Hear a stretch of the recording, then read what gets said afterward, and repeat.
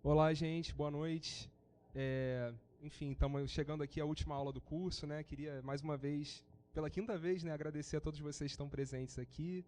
E antes da gente começar, eu queria agradecer também a todo mundo que pôde tornar esse projeto possível, né? Então, queria chamar aqui na frente a equipe da organização, os petianos que estão presentes, para apresentar a vocês. Tem você também.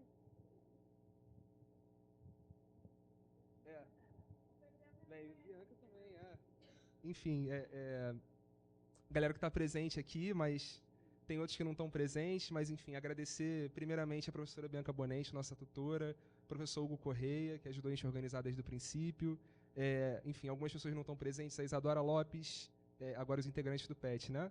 A Sofia Camini, ao Paulo Zonenschein, ao Júlio César Nogueira, ao Thomas Vidal, ao Luca Bessa também, nosso colega que não está presente, a Naira Kopke, Luiz Alberto Guedes e ao Márcio Roberto, do programa de pós-graduação aqui de Economia. E bem, meu nome é Lucas Crispim. Então é isso, queria agradecer a todos vocês, a todos aqui também que ajudaram e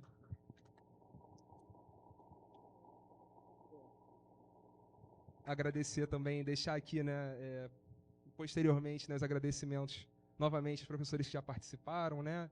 Professor Hugo, a professora Carla, ao professor Carlos Eduardo, ao professor Marcelo Carcanholo, agora ao professor Matias também, que eu convido agora para subir aqui à mesa e a gente começar a nossa aula.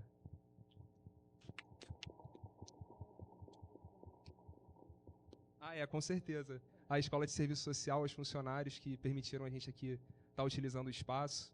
E bem, agora mais nada, passar a palavra aqui para o professor Matias Lúcio.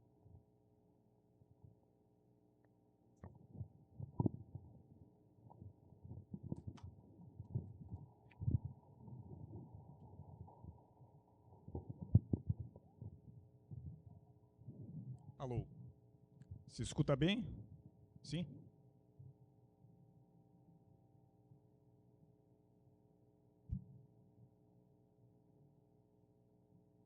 Bem, então, boa noite a todas e todos.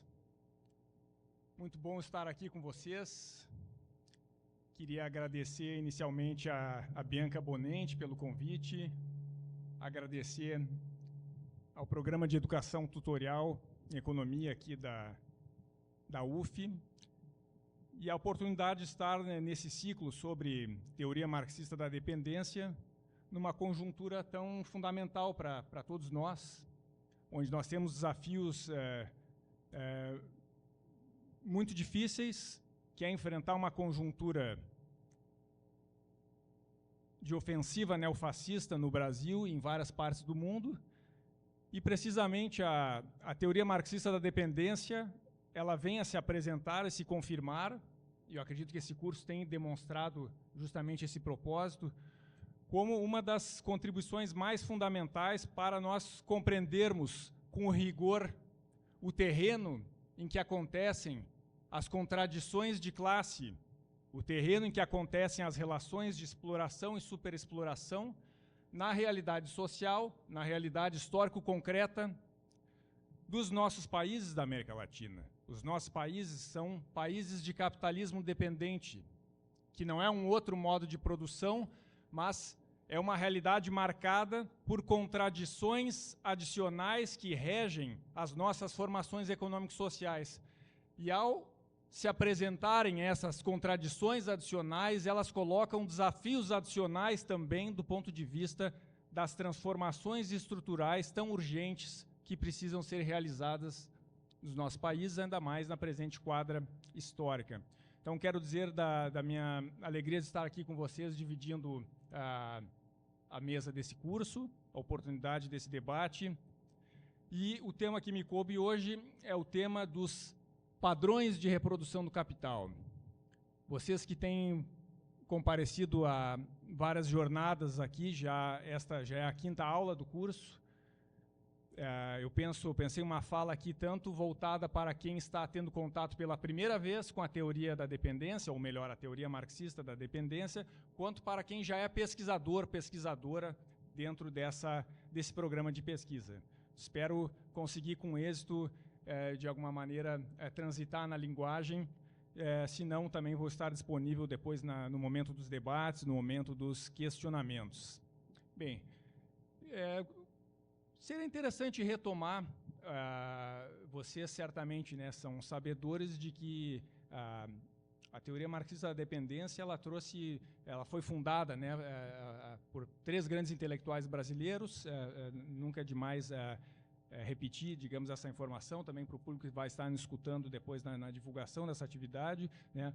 Rui Mauro Marini, Vânia Bambirra e Teotônio dos Santos. E se nós formos pensar em uma frase, a definição para o conceito de dependência em cada um desses autores, Teotônio dos Santos formulou que a dependência é uma situação condicionante que determina os limites e possibilidades do desenvolvimento. Uma situação condicionante que define os limites e possibilidades do desenvolvimento. A Vânia Bambirra, por sua vez, escreveu que a dependência é uma espiral de contradições cumulativas que vão provocando uma diferenciação dos países, ou seja, uma diferenciação das formações econômico-sociais, seja entre os países centrais, seja no âmbito interno dos próprios países dependentes, do próprio capitalismo dependente latino-americano. Aliás, esse é o título do livro dela mais conhecido, embora tenha uma profícua obra, né, e que, inclusive, vem sendo recuperada, né, toda a divulgação desse conhecimento no Memorial Arquivo Vânia Bambirra, coordenado pela professora Carla Ferreira, e do qual nós participamos também. E o Marini, por sua vez, tem uma citação dele de que eu gosto muito, em que ele coloca que a dependência ela não se resume a um fenômeno externo, mas sim finca raízes nas nossas realidades. O imperialismo, portanto, finca raízes nas realidades dos países dependentes, engendrando leis tendenciais adicionais. E o Marini, dentre os 3 fundadores desta teoria, que faz parte, né, do marxismo com raízes latino-americanas, foi aquele que mais se dedicou a desenvolver. Os outros também concordavam com essa abordagem e trataram a respeito, mas o Marini na questão das leis tendenciais adicionais. Aqui eu estou falando leis no sentido de leis científicas, né, que são a apreensão teórico-mental de relações concretas que existem na realidade. Então, leis de tendência, leis de movimento do capital adicionais que existem nas economias dependentes, quais sejam as transferências de valor, a superexploração da força de trabalho e a cisão nas fases do ciclo do capital. Eu vou procurar sustentar na minha fala, nessa jornada com vocês, que todas essas leis tendenciais adicionais, elas se comunicam com o que pode ser chamado de padrões de reprodução do capital, que é uma outra categoria-chave para nós pensarmos a historicidade do capitalismo dependente, incluindo a historicidade da formação econômico-social brasileira. Especialmente uma delas, que talvez seja ainda menos estudada e que fica aqui, inclusive, um convite a que vocês se dediquem mais e mais a discutir esse tema, que é a da chamada cisão nas fases do ciclo do capital. Aliás, nós estamos falando do ciclo do capital. O Marini tem um texto chamado Ciclo do Capital na Economia Dependente, que, inclusive, é um pressuposto da categoria que depois veio a ser desenvolvida, originalmente por ele, padrão de reprodução do capital, e depois veio ter como, dentre os autores da teoria marxista da dependência, aquele que mais se dedicou a ela, o professor Jaime Osório, com quem a professora Carla Ferreira e eu organizamos no livro, o livro Padrão de Reprodução do Capital, Contribuições da Teoria Marxista da Dependência, esta coletânea publicada no ano de 2012 pela Boitempo Editorial. Bem, então, feitos aqui os nossos agradecimentos, eu vou procurar, então, expondo de maneira didática o conceito de padrão de reprodução do capital e, digamos, a sua importância e as suas potencialidades. E, na segunda parte, eu vou abordar 6 questões que, no meu entendimento, vertebram um programa de pesquisa sobre essa categoria. E aqui eu vou procurar fazer uma fala voltada, sabendo que o público aqui tem estudantes de economia, tem estudantes de serviço social, tem estudantes de história, algumas outras áreas acadêmicas aqui, se pronunciem se quiserem. Ciências sociais, excelente. Então, educação física, muito bem. Física. Saúde coletiva. Planejamento urbano e regional. O tema do território, espaço, também abordaremos ao falar do padrão de reprodução do capital. Então, obrigado pela presença de todas e todos vocês. Eu acho que vai enriquecer muito o debate, essa diversidade. Aliás, o próprio nome, né?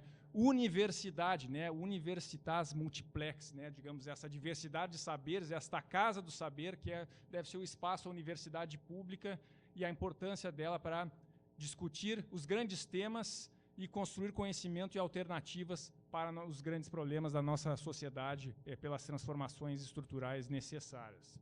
Bem, então nós poderemos dizer que o termo padrão de reprodução do capital, ele é uma categoria elaborada no âmbito da teoria marxista da dependência, como já dissemos, e que, em palavras simples, a gente poderia dizer que falar em padrão de reprodução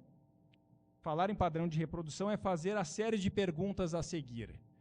Quem produz o quê e como, para quem consumir o quê e como, para quem se apropriar do quê, de quanto e como. Reparem que a primeira dessa série de perguntas, ou seja, quem produz o quê e como, remete à divisão internacional do trabalho. E nós sabemos que nas relações de produção capitalistas, em que opera o mercado mundial com seus processos, tendências e contradições, nas relações de produção capitalistas, há uma especialização desigual na divisão internacional do trabalho, uma especialização desigual na produção de riqueza e na maneira como a riqueza ela é produzida e apropriada. Mas isso não é tudo. A segunda pergunta retórica que nós trouxemos aqui para uma primeira aproximação ao tema: para quem consumir o que e como? Ela também remete à divisão internacional do trabalho, assim como há uma especialização desigual nas pautas da produção e na forma como se produz, o que resulta numa diferenciação das formações econômico-sociais. Quando a gente fala formação econômico-social, é a categoria de análise que expressa aquilo que, num sentido mais geral, nós chamamos de países, mas aqui nós estamos utilizando uma categoria de análise que expressa um conjunto de determinações. Muito bem. Há uma diferenciação nos bens e serviços que são acessados ou não são acessados, ou que são acessados de forma distinta, conforme nós estejamos falando das economias dominantes ou estejamos falando das economias dependentes. Finalmente, a terceira pergunta inicial que nós trouxemos: para quem se apropriar de quê, de quanto e como, ela reporta também, novamente, a divisão internacional do trabalho.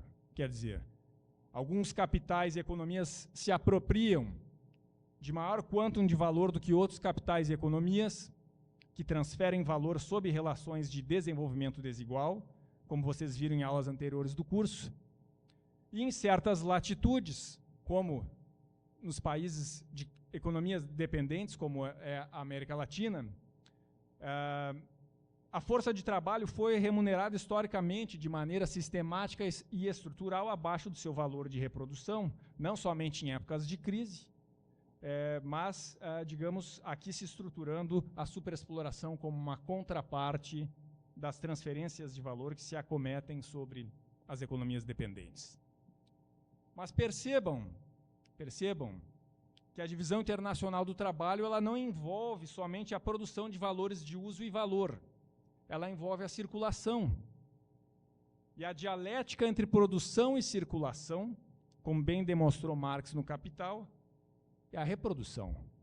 É disso que nós estamos falando, né? Por isso a necessidade do estudo continuado dos 3 livros do Capital, como foi dito aqui em outros momentos ao longo desse curso, como eu sei que aqui o curso de Economia na UF, né, tem um grupo UNIEP que tem toda uma tradição, né, do Capital, e é um espaço muito importante de debate, discussão, de aprofundamento dessa questão.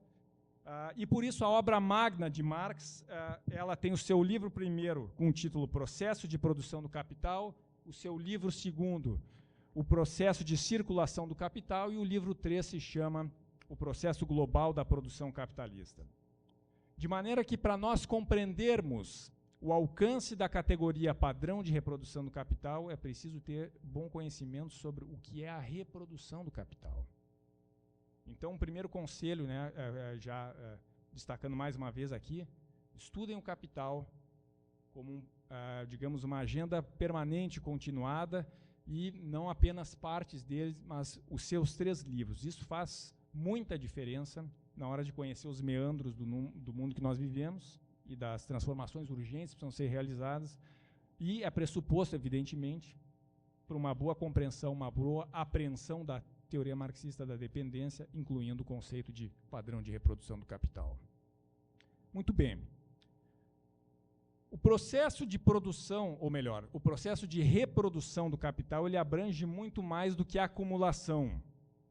Ele é a totalidade contraditória que compreende produção, circulação, realização, acumulação, distribuição e apropriação. Veja, nós estamos falando de 6 elementos teóricos, 6 momentos teóricos que vão muito além da acumulação, inclusive para compreender a própria acumulação enquanto tal, é necessário ter essas mediações. E quando falamos do padrão de reprodução do capital, essas mediações são igualmente fundamentais. Então, eu gostaria de iniciar trazendo essa ideia, depois eu vou procurar trazer no chão histórico elementos mais concretos, de maior determinação histórica, para a gente compreender melhor isso, como se expressa, né, na história do Brasil, na história do capitalismo dependente, inclusive para a gente pensar os desafios, né, que estão colocados.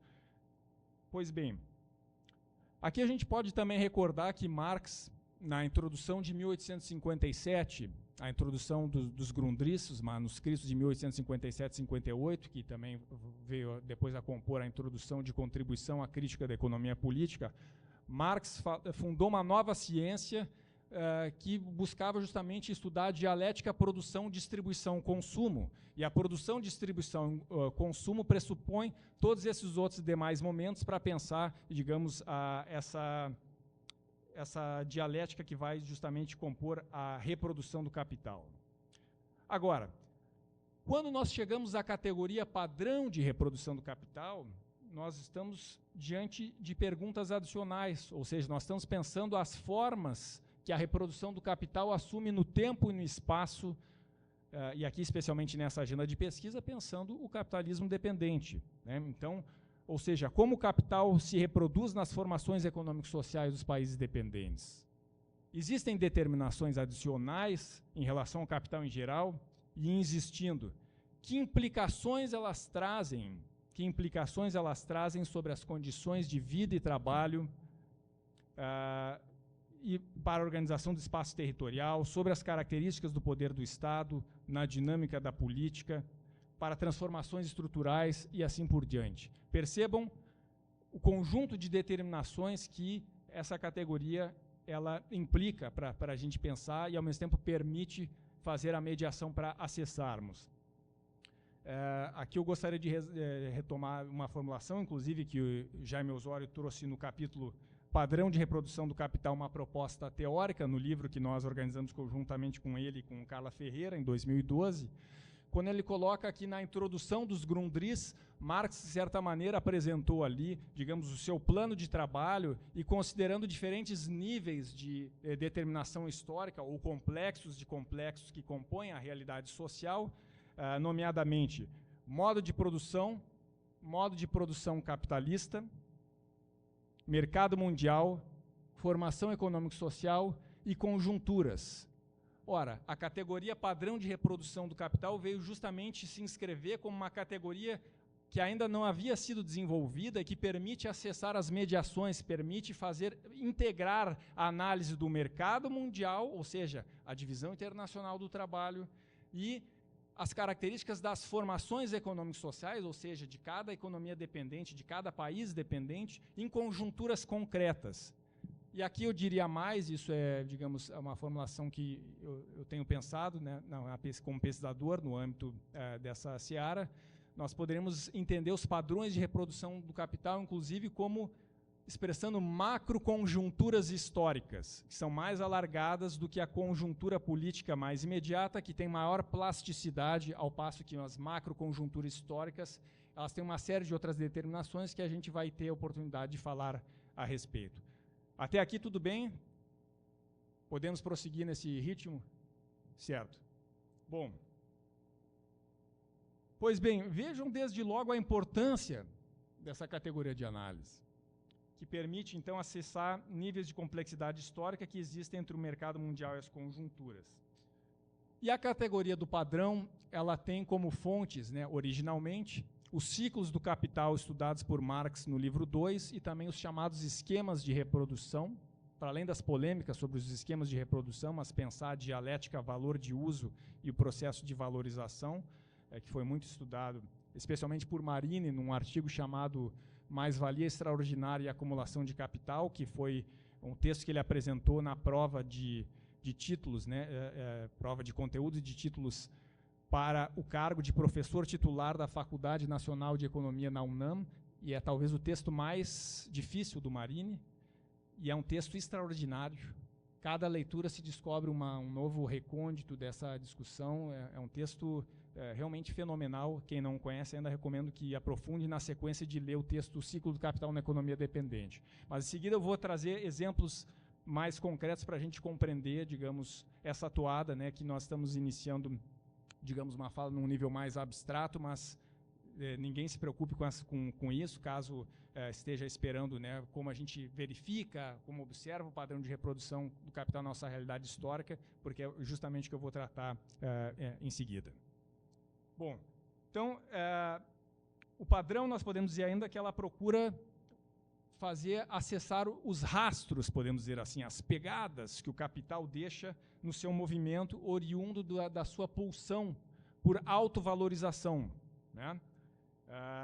E isso vai engendrar padrões históricos com pautas específicas nas mercadorias, nos valores de uso que vão ser produzidos, e também no processo de valorização e apropriação.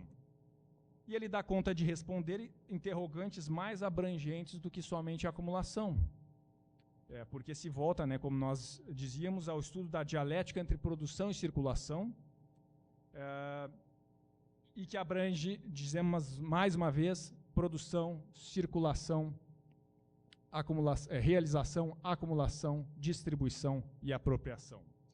Então, essa categoria, em resumo, ela permite fazer a apreensão da historicidade do capitalismo na América Latina, da qual o Brasil é parte integrante, e distinguindo os diferentes padrões de reprodução do capital que se sucederam.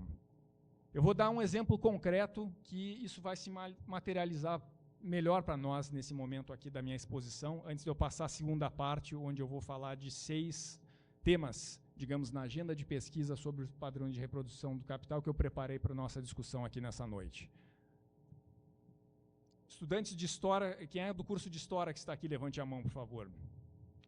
Ó, falar com os estudantes de História, mas com todos aqui, até porque Marx dizia, né, que a História é a grande ciência, né, e inclusive quem é economista que sabe do debate que há a crítica às visões ortodoxas e monetaristas, vai trazer justamente a contribuição para pensar a historicidade das relações, uma visão de economia crítica, né, que nem pode ser uma ciência exata, ainda que ela precise e se valha de aparato técnico, séries quantitativas, uma série de ferramentas que são muito importantes, né, no estudo do comportamento das variáveis macroeconômicas e outras mais.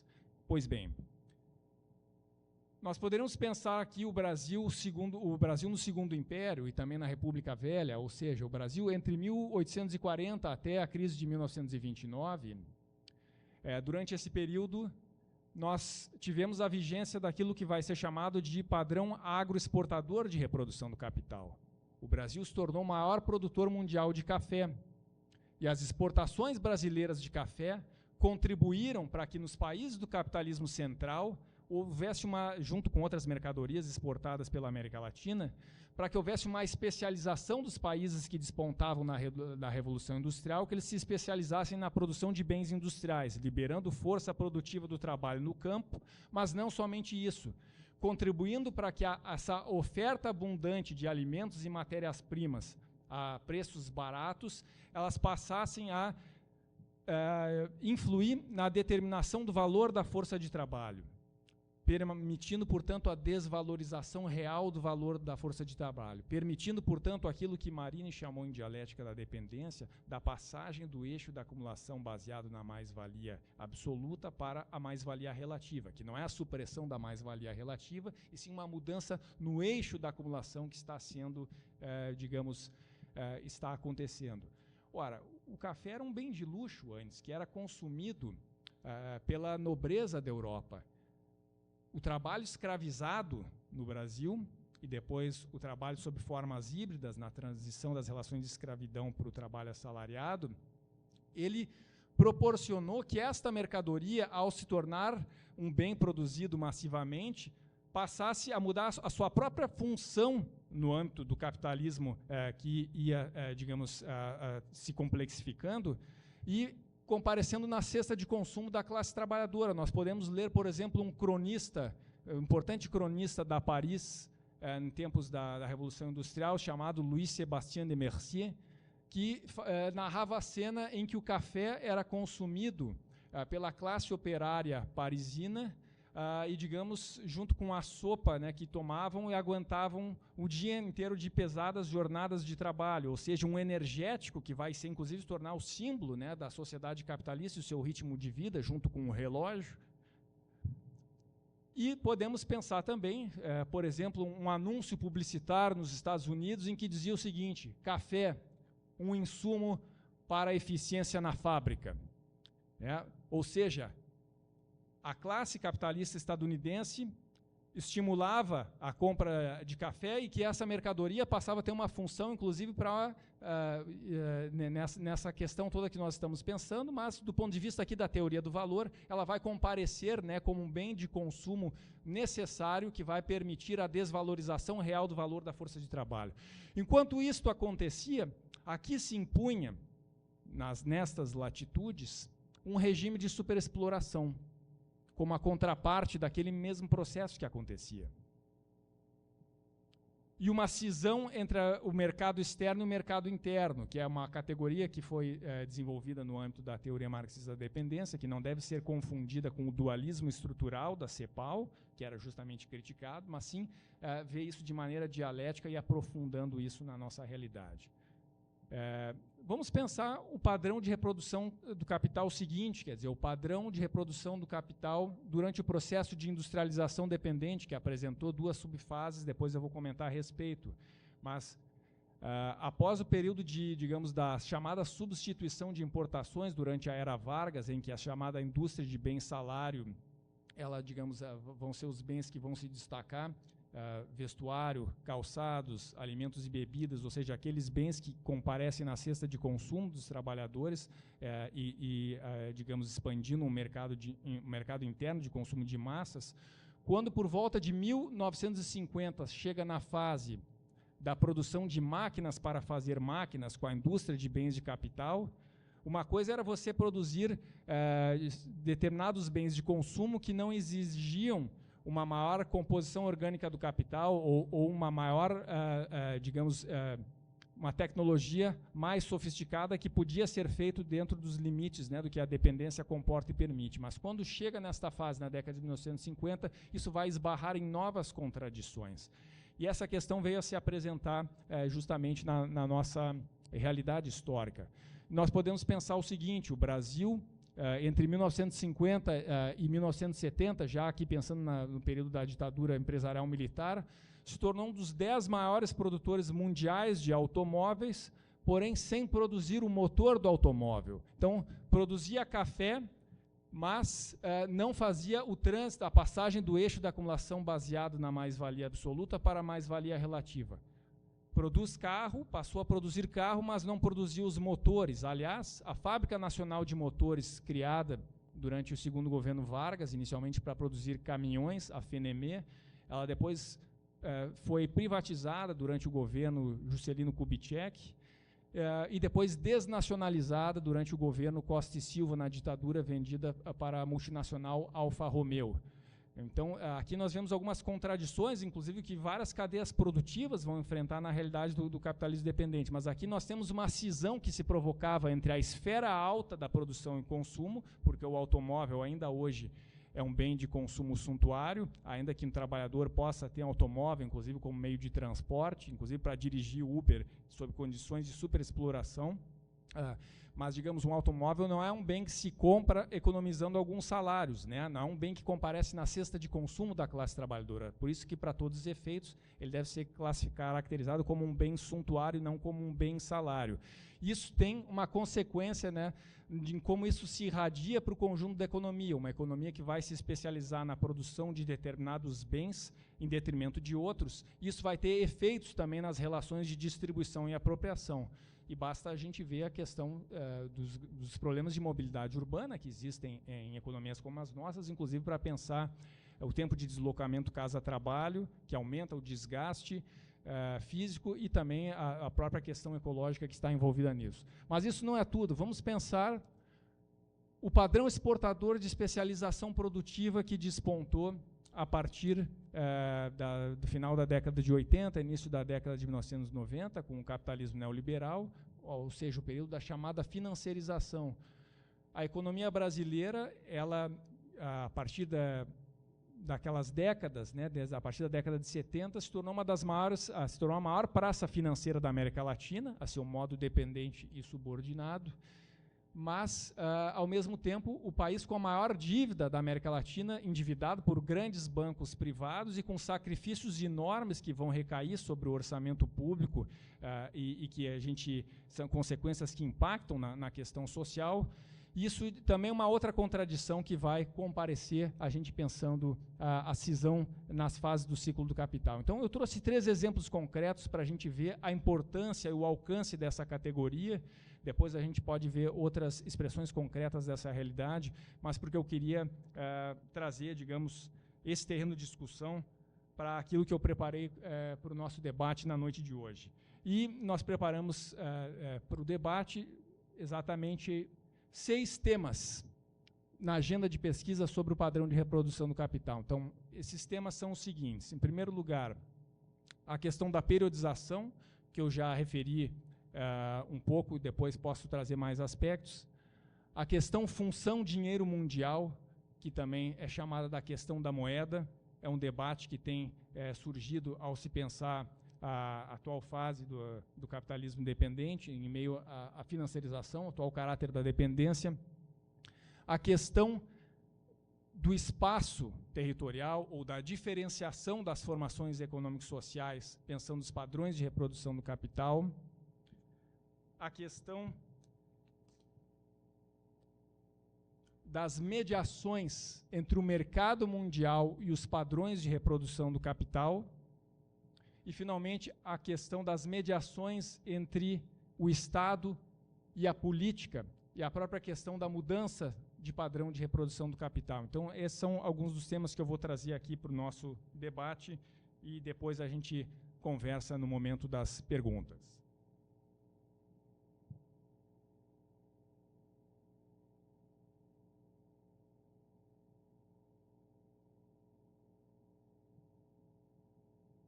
Bem, na questão do padrão de reprodução do capital, nós temos 2 periodizações em obras recentes que nós podemos ver. Uma é a periodização do professor Jaime Osório, e outra periodização é que o professor Adriano Sotelo apresentou também, né? Eu gostaria de expor aqui rapidamente para vocês. Digamos, o Osório defende uma periodização compreendendo 3 padrões de reprodução do capital. O padrão agro-mineiro exportador, o padrão industrial, que se subdivide na sua caracterização em 2 fases, a primeira chamada internalizada e autônoma, e a segunda chamada padrão industrial diversificado na fase de integração ao capital estrangeiro, e, finalmente, o novo padrão exportador de especialização produtiva. Por sua vez, o Adriano Sotelo defende uma periodização compreendendo 4 padrões de reprodução do capital. A diferença na periodização dele, em essência, é que ele vai também pensar um padrão colonial. Mas ele vai chamar, então, padrão colonial, padrão primário exportador de primeira geração, padrão de diversificação industrial para o mercado interno e padrão dependente neoliberal de especialização produtiva e demanda externa. Bom, dentre as 2 periodizações, eu tenho proximidade com a de Osório, por entender, com base no argumento do Marini, em dialética da dependência, que é diferente a situação colonial da situação de dependência. Então, a própria categoria dependência, as relações de dependência e o padrão de reprodução do capital, conseguintemente, nós vamos utilizar para pensar já, digamos, como nós estamos pensando do mercado mundial capitalista, ou seja, a partir do advento da Revolução Industrial e da divisão internacional do trabalho característica dele. O que não significa que não tenhamos determinações oriundas do período colonial. Obviamente temos, né, pensar os elementos de continuidade e também os elementos de mudança, né? Mas essa é um ponto de partida importante para a gente pensar a especificidade, como o próprio exemplo do café que eu mencionei.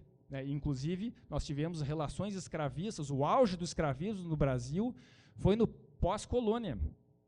E tem historiadores ainda que não... A historiografia avançou muito, né, mas tem livros ainda que não incorporam essa questão, né? Então vejam o caráter também sobre as relações de desenvolvimento desigual que nós temos na nossa realidade. Bem, então, reservando a abordagem do padrão de reprodução do capital para a partir da conjuntura histórica em que já existe o mercado mundial capitalista, após o advento da Revolução Industrial e a divisão internacional do trabalho. Ao mesmo tempo, eu poderia trazer aqui para vocês uma periodização própria que eu trabalho, e logo mais eu vou sustentar a razão, que difere de alguns aspectos também da de Osório, embora se aproxime dela, que é, digamos, para o padrão industrial, durante o processo de industrialização dependente, eu subdivido em padrão industrial internalizado, sem o qualificativo autônomo, que está presente na classificação que ele utiliza, o que, no meu entendimento, poderia levar a uma conclusão de exagerar, digamos, a autonomia relativa que houve no período do Estado desenvolvimentista. Depois nós podemos conversar a respeito disso. E, por outro lado, o padrão industrial diversificado nos marcos do que a dependência comporta e permite, né? Mas o padrão industrial diversificado, na denominação de Osório, é chamado de, digamos, na fase de integração ao capital estrangeiro. Eu tenho preferido chamar na fase de integração dos sistemas de produção, justamente para pensar, digamos, um conjunto mais abrangente de determinações, né, além da denominação capital estrangeiro. Finalmente, para o padrão exportador de especialização produtiva, que é aquele, né, que advém conjuntamente com o capitalismo neoliberal, eu tenho considerado mais adequado nós chamarmos de padrão exportador de especialização produtiva sob o poder do rentismo. E aqui eu já adianto uma questão que vai estar presente no segundo tema que eu trouxe para o nosso debate, que é justamente uma forma de incorporar o debate sobre a financiarização, que é uma determinação muito importante para a gente pensar o caráter da dependência a partir da década de 70, assim como a gente pensar hoje a quarta revolução industrial, as cadeias globais de valor, e que nós podemos entender como integração dos sistemas de máquinas, né, como um outro elemento que vai também ter rebatimentos no caráter da dependência. Mas, fechando parênteses, em essência, há consenso entre Osório e eu em distinguir o período pré-crise de 29, o período dos anos 30 até a década de 50, o período de meados da década de 50 até os anos 80, e o período dos anos 80 e 90 aos dias atuais, como concernindo 4 padrões de reprodução do capital, perdão, 4 períodos ou subperíodos, né? 3 padrões, sendo um deles com 2 subperíodos, que atravessam o ciclo do capital na economia dependente e o seu processo de reprodução. E, digamos, se a gente for lembrar dos exemplos históricos que eu trouxe, a gente vai ver a correspondência, né, entre essas categorias e justamente a realidade que a gente está procurando aqui trazer para o nosso debate. Bem, vamos falar sobre a questão função dinheiro mundial, né? Essa que é uma questão também que pode ser chamada de questão da moeda na linguagem keynesiana, mas que nós vamos nos ater aqui na terminologia do Capital de Marx, função dinheiro mundial. E a função dinheiro mundial, recordando, né, que Marx desenvolveu no Capital, que digamos que o dinheiro ele pode e assume diferentes funções historicamente. Então, a importância também do comparecimento da teoria para a gente se aproximar da realidade, né? Então, a função de entesouramento, a função de meio de troca e de pagamento, a função de unidade de conta, a função de reserva de valor e a função dinheiro mundial. E esse é um debate que pode parecer, digamos, trivial para quem já tem certa experiência de leitura com essa temática, mas me parece que não é. Porque uma característica das economias dependentes é justamente de elas não serem emissoras da moeda de reserva mundial, nem determinarem os fluxos internacionais de capitais. Então, isso vai se expressar na dependência financeira e vai se expressar também nas características da dependência, né?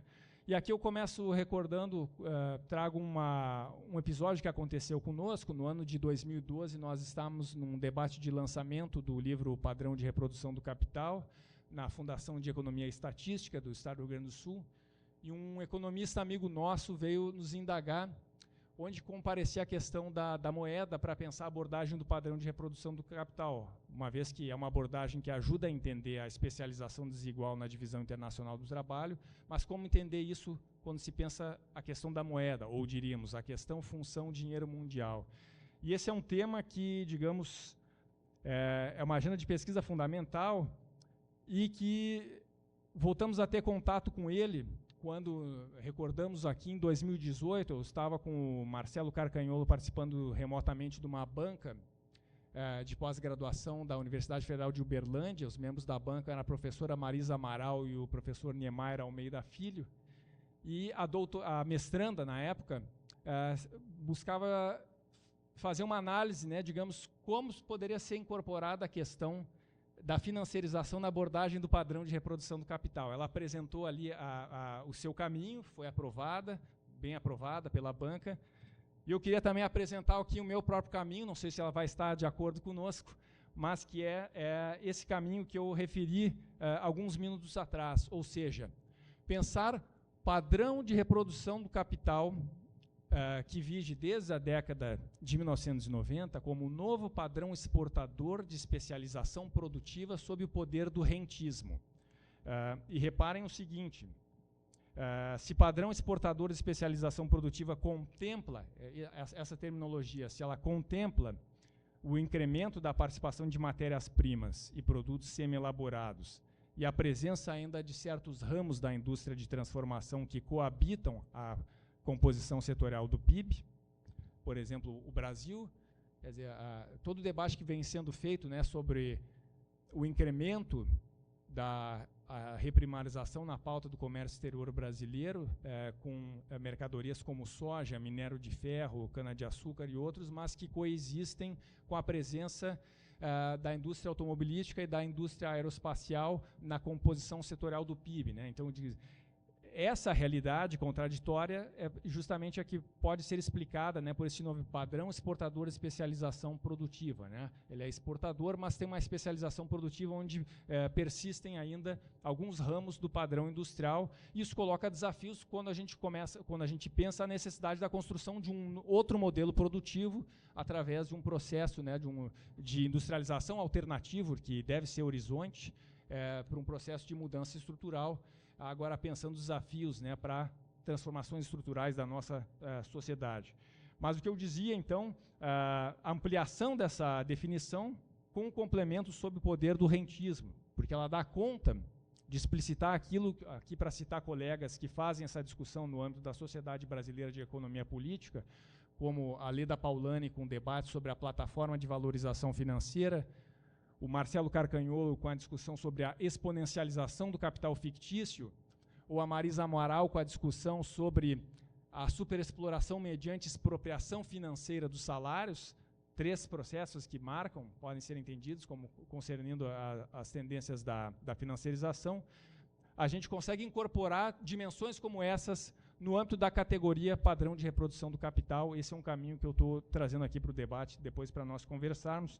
E aqui pensando o rentismo não num sentido, numa acepção talvez mais restrita, como muitas vezes, algumas vezes é utilizado, mas a gente pode pensar aqui, por exemplo, o trabalho do Brett Christophers, um economista que ganhou o prêmio Isaac Itamar Deutscher, onde ele vai falar, digamos, que o rentismo contemporâneo ele, de alguma maneira, expressa, do ponto de vista das relações de apropriação, um alargamento daquilo que Marx discutiu na seção 7 do livro 3 do Capital, e ele é a imbricação contraditória das tendências da financiarização e da plataformização.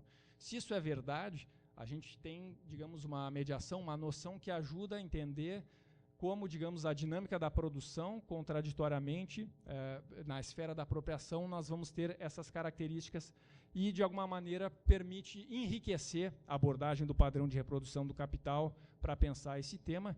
E lembrando o seguinte, desde a década de desde a passagem dos anos 1970 para os anos 1980, a principal modalidade das transferências de valor no capitalismo dependente brasileiro é o serviço da dívida, que suplantou as remessas de lucros, royalties e dividendos.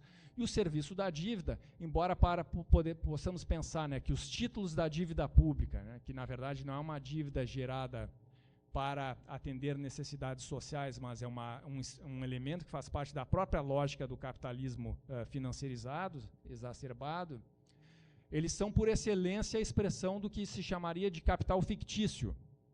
Ou, inclusive, aquilo na definição do Paulo Nakatani e do Reinaldo Carcagnolo, capital fictício tipo 2, aquele que não é nem um circuito, né, um desdobramento autonomizado do capital portador de juros.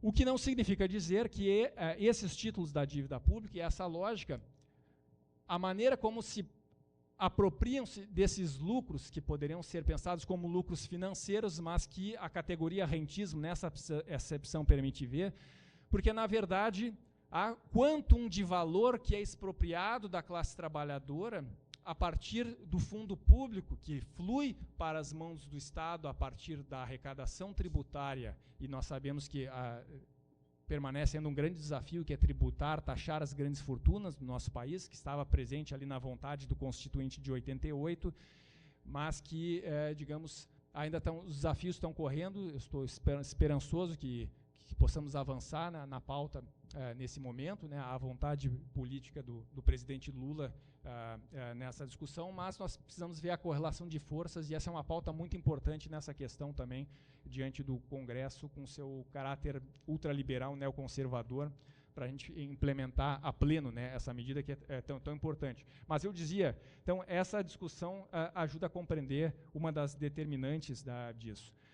E poderemos pensar outros aspectos também envolvendo a questão da função dinheiro mundial, quando nós vamos pensar o sistema monetário, como ele comparece. Então, aqui nós podemos associar e lembrar, por exemplo, durante o padrão agroexportador, em que o café era a principal mercadoria produzida pela economia brasileira, e, digamos, não só de exportação, mas na fonte de riquezas do país, ela vai ser suplantada depois, digamos, a partir de 1931, pós-crise de 29, a indústria de transformação passa a crescer a taxas superiores, e na década de 1950 o café deixa de ser a principal fonte, né, nessa questão.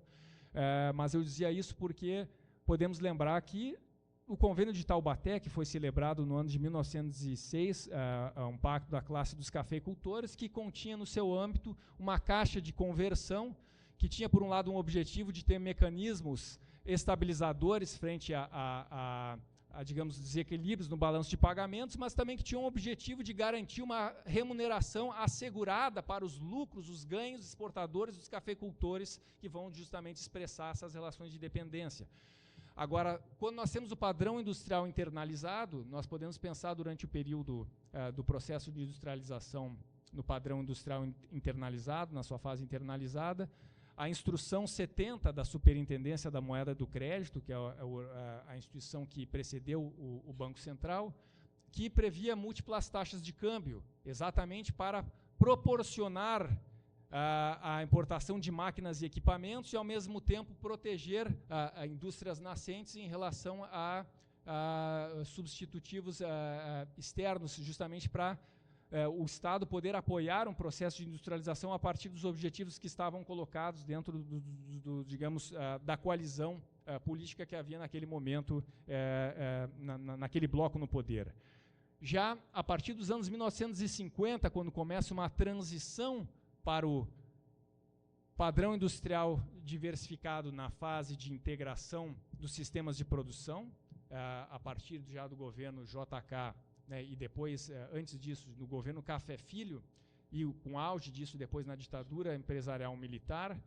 A instrução 113 da SUMOC, ela havia permitido subsidiar a importação de parques automotivos, que eram obsoletos nas economias dominantes, mas que aqui eram novidade, mas vai se subsidiar a implementação da indústria automobilística em detrimento de outras necessidades, e inclusive sem produzir os motores, né, o componente que, digamos, tinha o maior componente por intensidade tecnológica dos automóveis naquele período. Hoje nós sabemos que são os circuitos integrados, são os componentes inteligentes de inteligência artificial, mas naquela época eram os motores. Então vejam, as contradições se colocam. Eu estou trazendo exemplos aqui na questão da moeda e na questão nessa variável, justamente para a gente compreender como a abordagem do padrão de reprodução do capital ela pode ser enriquecida nessa questão. E a partir do conjunto de medidas que vai ser implementado a partir da década de 1990, promovendo a chamada liberalização da conta de capitais, que vai aumentar a vulnerabilidade externa estrutural das nossas economias e marcando, digamos, o novo caráter da dependência na fase da financiarização. Então, este é o segundo tema, né? Primeiro tema, falamos da periodização. Segundo tema, falamos da função dinheiro mundial. E aqui eu gostaria de registrar também, eu vejo de forma muito fundamental os esforços que estão sendo envidados no âmbito dos BRICS, com a participação do Brasil, para a criação de uma moeda de reserva internacional alternativa, através, né, inicialmente, do acordo contingente de reservas, mas pensando essa agenda da chamada desdolarização, que é justamente uma forma de pensar uma alternativa ao privilégio exorbitante do dólar que se impõe sobre as nossas economias dentro disso que está colocado. Mas passemos então ao terceiro tema, que é a questão do espaço territorial.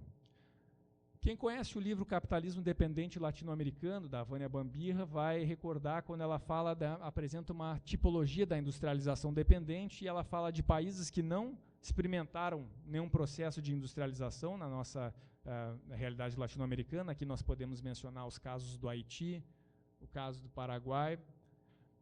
Ela fala de países que experimentaram processo de industrialização, mas somente no pós-Segunda Guerra Mundial, e vinculado à indústria de processamento de matérias-primas e já sob controle monopolista do capital financeiro, porque era uma nova fase da economia mundial, a fase pós-Segunda Guerra, e também uma nova fase das relações imperialistas. E os países que experimentaram processo de industrialização, dentre a realidade latino-americana, com um processo de industrialização que teve início por volta da década de 1890, que ela chamou de países tipo A, nessa tipologia, que são Brasil, Argentina e México, Colômbia e Uruguai e Chile, sendo Brasil, Argentina e México os países de maior desenvolvimento relativo, né, pensando nesses critérios. Obrigado. Então, vejam, são nesses chamados países tipo A, na diferenciação que a Vânia Bambirra elaborou para pensar essa questão, em que houve o padrão industrial internalizado, que nunca se verificou nos demais países dentro da tipologia dela. Então, essa é uma questão importante a pensar, mas já antecipando um tema que eu vou trazer novamente na minha conclusão, a Vânia pensava no seu livro que aqueles países cujo processo de industrialização dependente aconteceu muito vinculado à indústria de processamento de matérias-primas, como Bolívia, como Venezuela e outros países. Esses países, digamos, a possibilidade de transformações ela estava muito mais vinculada à chance de haver um processo de integração regional que permitisse elevar o nível das suas forças produtivas e contribuir para produzir transformações para além dos limites, né, que as suas capacidades nacionais poderiam apresentar. O que eu gostaria de trazer aqui, e vou falar isso já depois do momento da conclusão, que, de certa maneira, hoje mesmo o Brasil que é o país de maior desenvolvimento relativo na América Latina, é o país com maior nível, digamos, de composição orgânica média na sua composição setorial do PIB. Nós temos a necessidade cada vez mais de se realize aquilo que está colocado na Constituição Federal, que o Brasil deverá atuar para a construção de uma comunidade latino-americana de nações. Aliás, um desígnio como comunidade de destino que está posto, né, no bloco da CELAC, e que é um desafio cada vez mais importante para que nós possamos pensar coordenação de políticas econômicas, coordenação de políticas industriais, coordenação financeira para pensar alternativas de uma moeda regional ou o crédito regional, né, com convênio de crédito recíproco e apoiando a proposta que os BRICS vêm desenvolvendo, e, ao mesmo tempo, enfrentar toda a questão da enorme fatura social que o capitalismo dependente traz na nossa realidade a partir dos temas que foram abordados. Então, a questão do espaço territorial, um caminho para fazer a aproximação do padrão de reprodução do capital, eu recomendaria a vocês pensar a diferenciação interna dos países dependentes com a contribuição da Vânia Bambirra no capitalismo dependente latino-americano. Uma quarta questão que eu referi já, que eu mencionei para vocês, seria a questão da terminologia. Na introdução, de certa maneira, eu referi já alguns aspectos, então, para termos mais tempo de debate, eu vou, depois a gente pode voltar ao tema, mas chamando a atenção aqui, gente, os nomes importam, porque nós sabemos que os conceitos, as categorias de análise, elas não são meras adjetivações, né? Utilizar esta ou aquela categoria, ela é fundamental quando nós vamos pensar qual critério, qual categoria que se apresenta mais adequada para explicar determinado fenômeno, determinado processo. Isso para que a gente possa ter uma leitura rigorosa da realidade, para pensar os desafios que estão colocados para superá-la. Quer dizer, quando os fundadores da teoria marxista da dependência formularam que não bastava o diagnóstico da CEPAL, centro e periferia, e que a industrialização por si só não faria com que superássemos as mazelas das nossas sociedades, porque inclusive o processo de industrialização dependente traz tendências e contradições adicionais, essas categorias contribuíram exatamente para ajudar a ir além daquele diagnóstico. Da mesma maneira, a gente pensar hoje a vigência e a atualidade da TMD. Eu passo agora ao tema da questão das mediações entre os padrões de reprodução do capital e a economia mundial.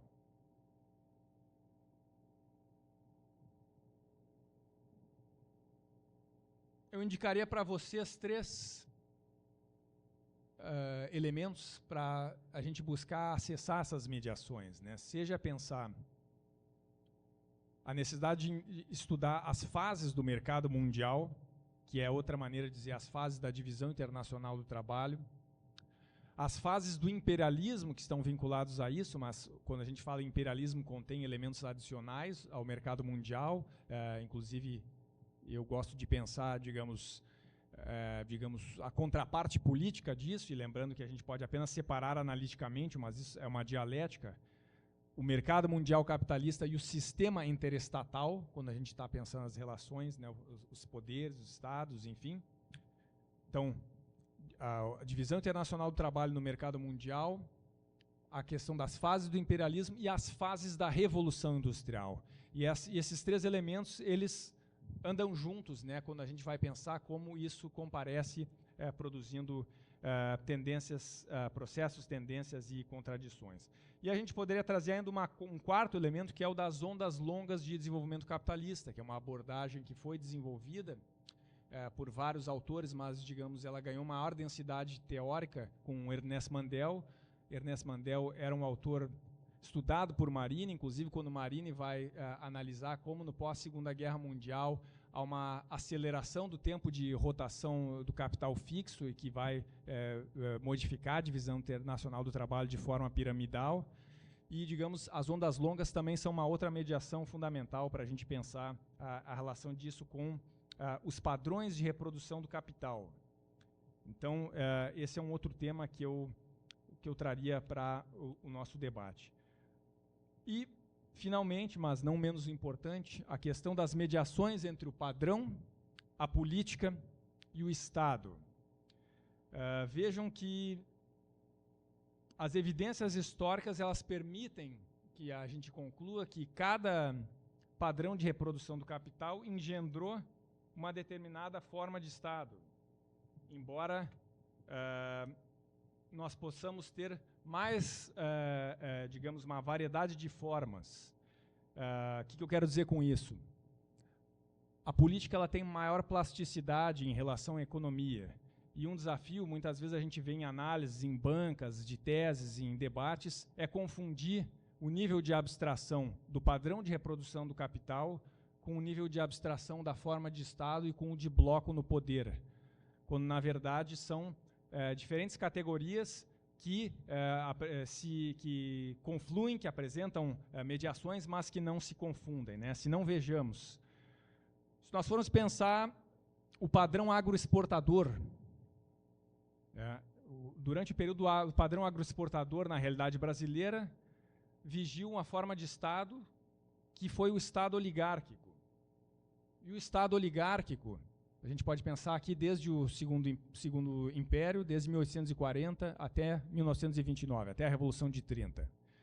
O Estado oligárquico, nós poderemos, inclusive, pensar que ele teve dois blocos no poder diferentes. Aqui, pensando o bloco no poder, no sentido de Marini, eu sei que tem também a definição de Poulantzas, que é o autor mais conhecido, né, nessa abordagem, mas o Marini pensava essa categoria, digamos, numa aproximação entre o conceito de relações ou correlações de força de Gramsci e, digamos, outras determinações que ele vai estar discutindo. Inclusive o René Armand Dreyfus, né, que é um importante politólogo brasileiro que foi influenciado pela obra de Marini, também utilizava esse conceito, né, e numa acepção próxima à de Marini.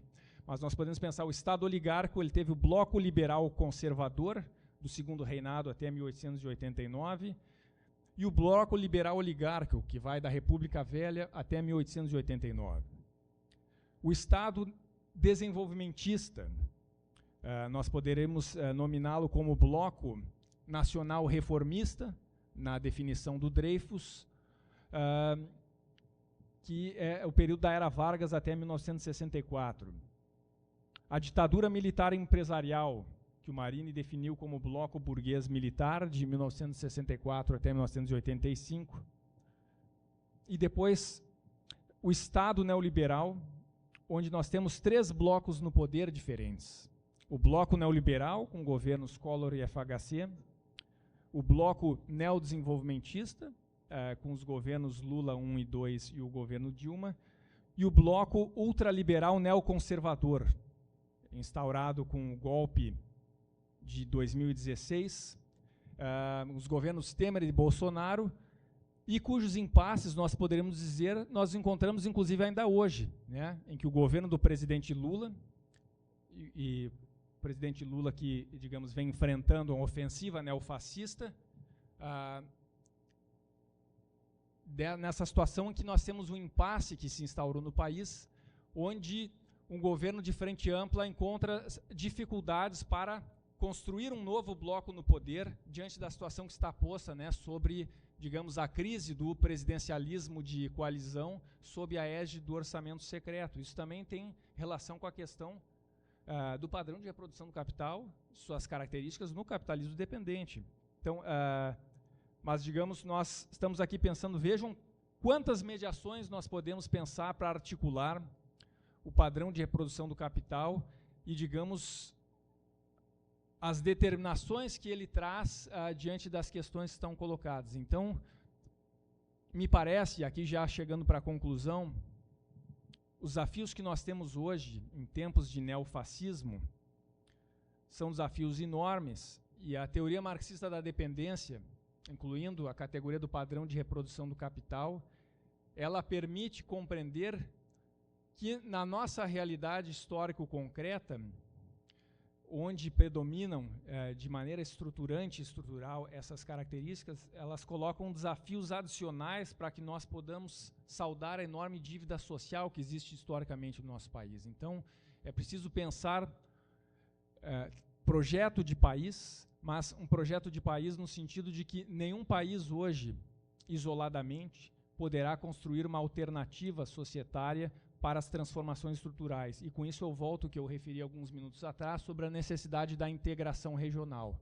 E a integração regional passa pela integração latino-americana e passa pela integração com os demais países do sul global, no que se inclui o bloco dos BRICS. Nem todos os países dos BRICS são do sul global, né? Por exemplo, a Rússia não seria inscrita, né, como país do sul global, mas a Aliança dos BRICS é uma aliança da qual o Brasil é fundador e que é um espaço fundamental com os diferentes, digamos, motivações dos países, mas buscando uma confluência dos seus desígnios para um descongelamento do poder mundial e realizar aquilo que o Marini, nos seus escritos na década de 1990, estava bastante convencido, do meu ponto de vista, que é a necessidade de pensar justamente somar as forças dos países que estão sujeitos à agressividade imperialista e que hoje estão sujeitos ao unilateralismo, que hoje estão sujeitos ao belicismo crescente, né, que as potências ocidentais vêm apresentando, pensando que esse é um caminho fundamental para que a gente pense as transformações estruturais e a gente pensar a dialética como reformas, não aqui no sentido de reformismo, mas reformas estruturais apoiadas num sujeito coletivo, contribuam para avançar para formas superiores de luta, e essas formas superiores de luta serão aquelas que contribuirão para a construção de uma alternativa humanamente compensadora, uma alternativa que nos leve à superação do capitalismo diante das questões que estão colocadas. Então, digamos, essa é a conclusão que eu gostaria de trazer aqui. Eu me coloco à disposição para os debates, para as perguntas sobre os temas que nós colocamos. Muito obrigado pelo convite.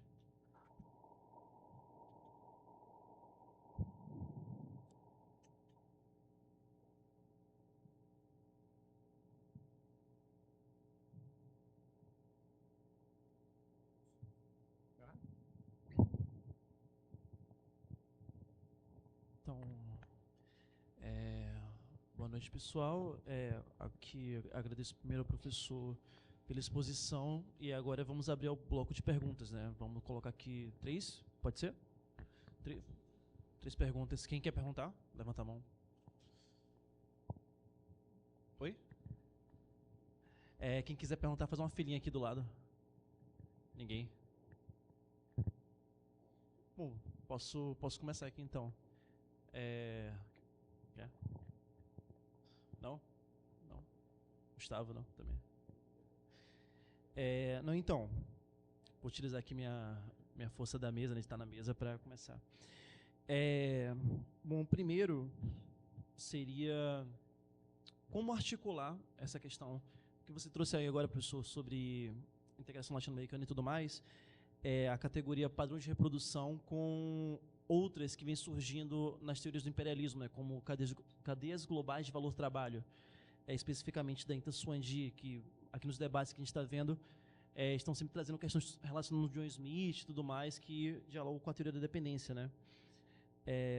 Pensando principalmente nesse elemento externo que é fundamental para o padrão de reprodução. A segunda pergunta é sobre a categoria de subimperialismo, porque no artigo do texto, o ciclo do capital, na economia dependente, o Marini ele tenta articular essas categorias, né, esse processo do ciclo, com, por exemplo, a categoria de superexploração do trabalho, já no final do texto. E ele ensaia um diálogo também com a categoria do subimperialismo, só que não cita ela. E aí eu fiquei me perguntando o porquê desse silêncio, né, já que ele articulou com a superexploração, porque o subimperialismo não aparece aí como também uma retomada, né, do argumento do Marini no Dialética da Dependência. É isso. E aí? Aqui.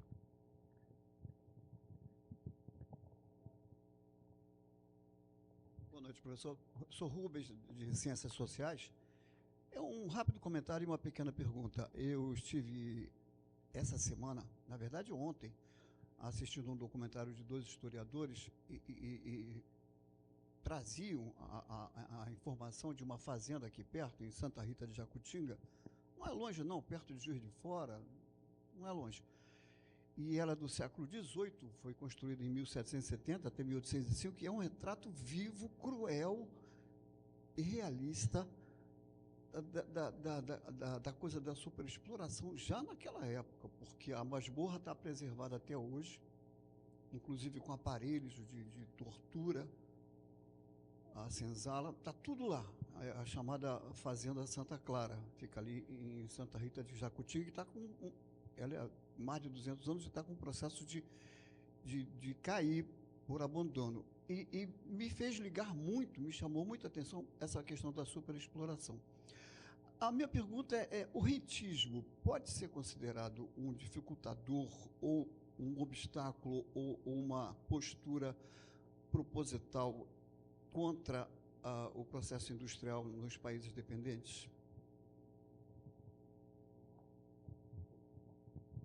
Vai, fecha 3 perguntas com o Lucas aqui e aí vamos formular. Professor, o senhor chegou a esboçar, né, como que a gente poderia utilizar a categoria do padrão de reprodução do capital para pensar, né, fazer um exercício similar ao que a Vânia fez, né, pensando as tipologias para os países latino-americanos. Aí a pergunta é isso, né, se existem trabalhos, eu estive procurando, né, trabalhos que buscassem atualizar essa análise que a Vânia fez para os dias de hoje, né, não encontrei. Aí, se o senhor pudesse recomendar algum, e, enfim, como que você acha, né, que essa tipologia, ela, enfim, se transformou, né, nesse século?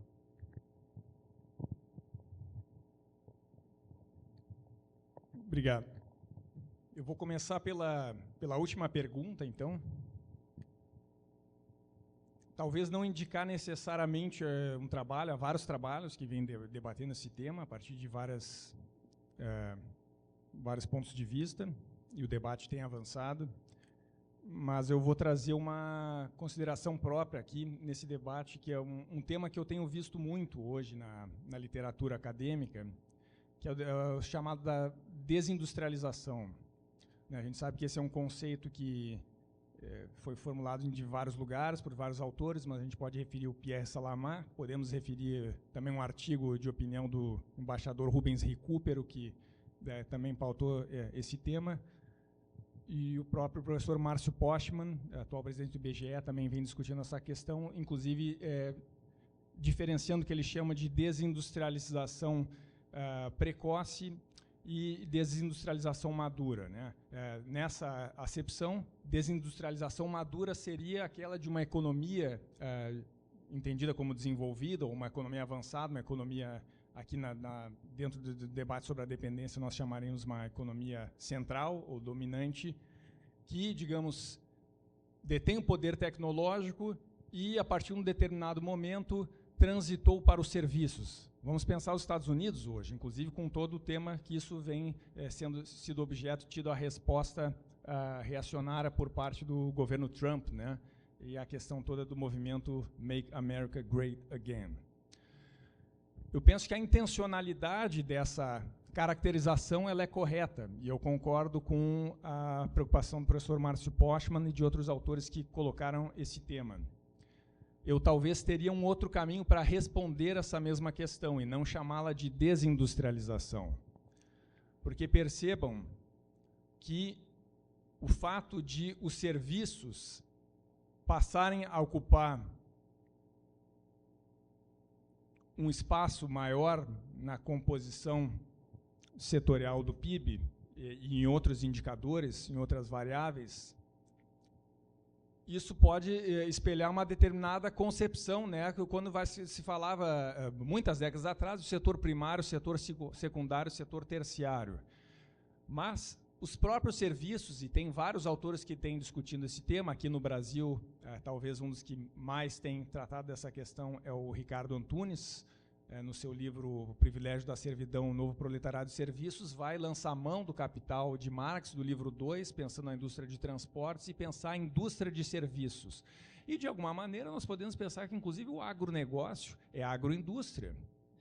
Ainda que é um modelo de agricultura capitalista de exportação altamente nocivo, pois provoca o desmatamento em massa, nos afoga em venenos, e o Brasil é o país que mais consome venenos no mundo, toda a violência no campo que está colocada, e ainda disputa e recebe proporcionalmente a maior fatia dos bancos públicos em detrimento da agricultura familiar e camponesa, que é a que produz alimentos saudáveis, a despeito de receber proporcionalmente a maior parcela dos recursos públicos. Isso precisa mudar para que nós tenhamos uma reforma agrária popular no nosso país, que é uma bandeira, né, que o MST e as organizações dos movimentos populares do campo defendem muito acertadamente. Mas eu dizia isso, então, desindustrialização precoce e desindustrialização tardia. Na verdade, é o avanço da indústria de serviços. E é o avanço da indústria de serviços. Esse mesmo tema nós poderemos trazer para pensar a nossa própria realidade. Inclusive no debate atual, com colegas economistas que, bem intencionadamente, estão fazendo debate sobre a neoindustrialização, que é, inclusive, um programa apresentado pelo governo do presidente Lula, e eu apoio o objetivo desse projeto, digamos, e também a escolha de determinadas áreas que vai, digamos, se buscar destinar os recursos, ao mesmo tempo que eu coloco uma problematização, no melhor sentido da palavra aqui, a como compreender essa questão. Porque, na verdade, mais do que uma neoindustrialização, nós precisamos de uma alterindustrialização. Uma alterindustrialização que produza um outro modelo produtivo.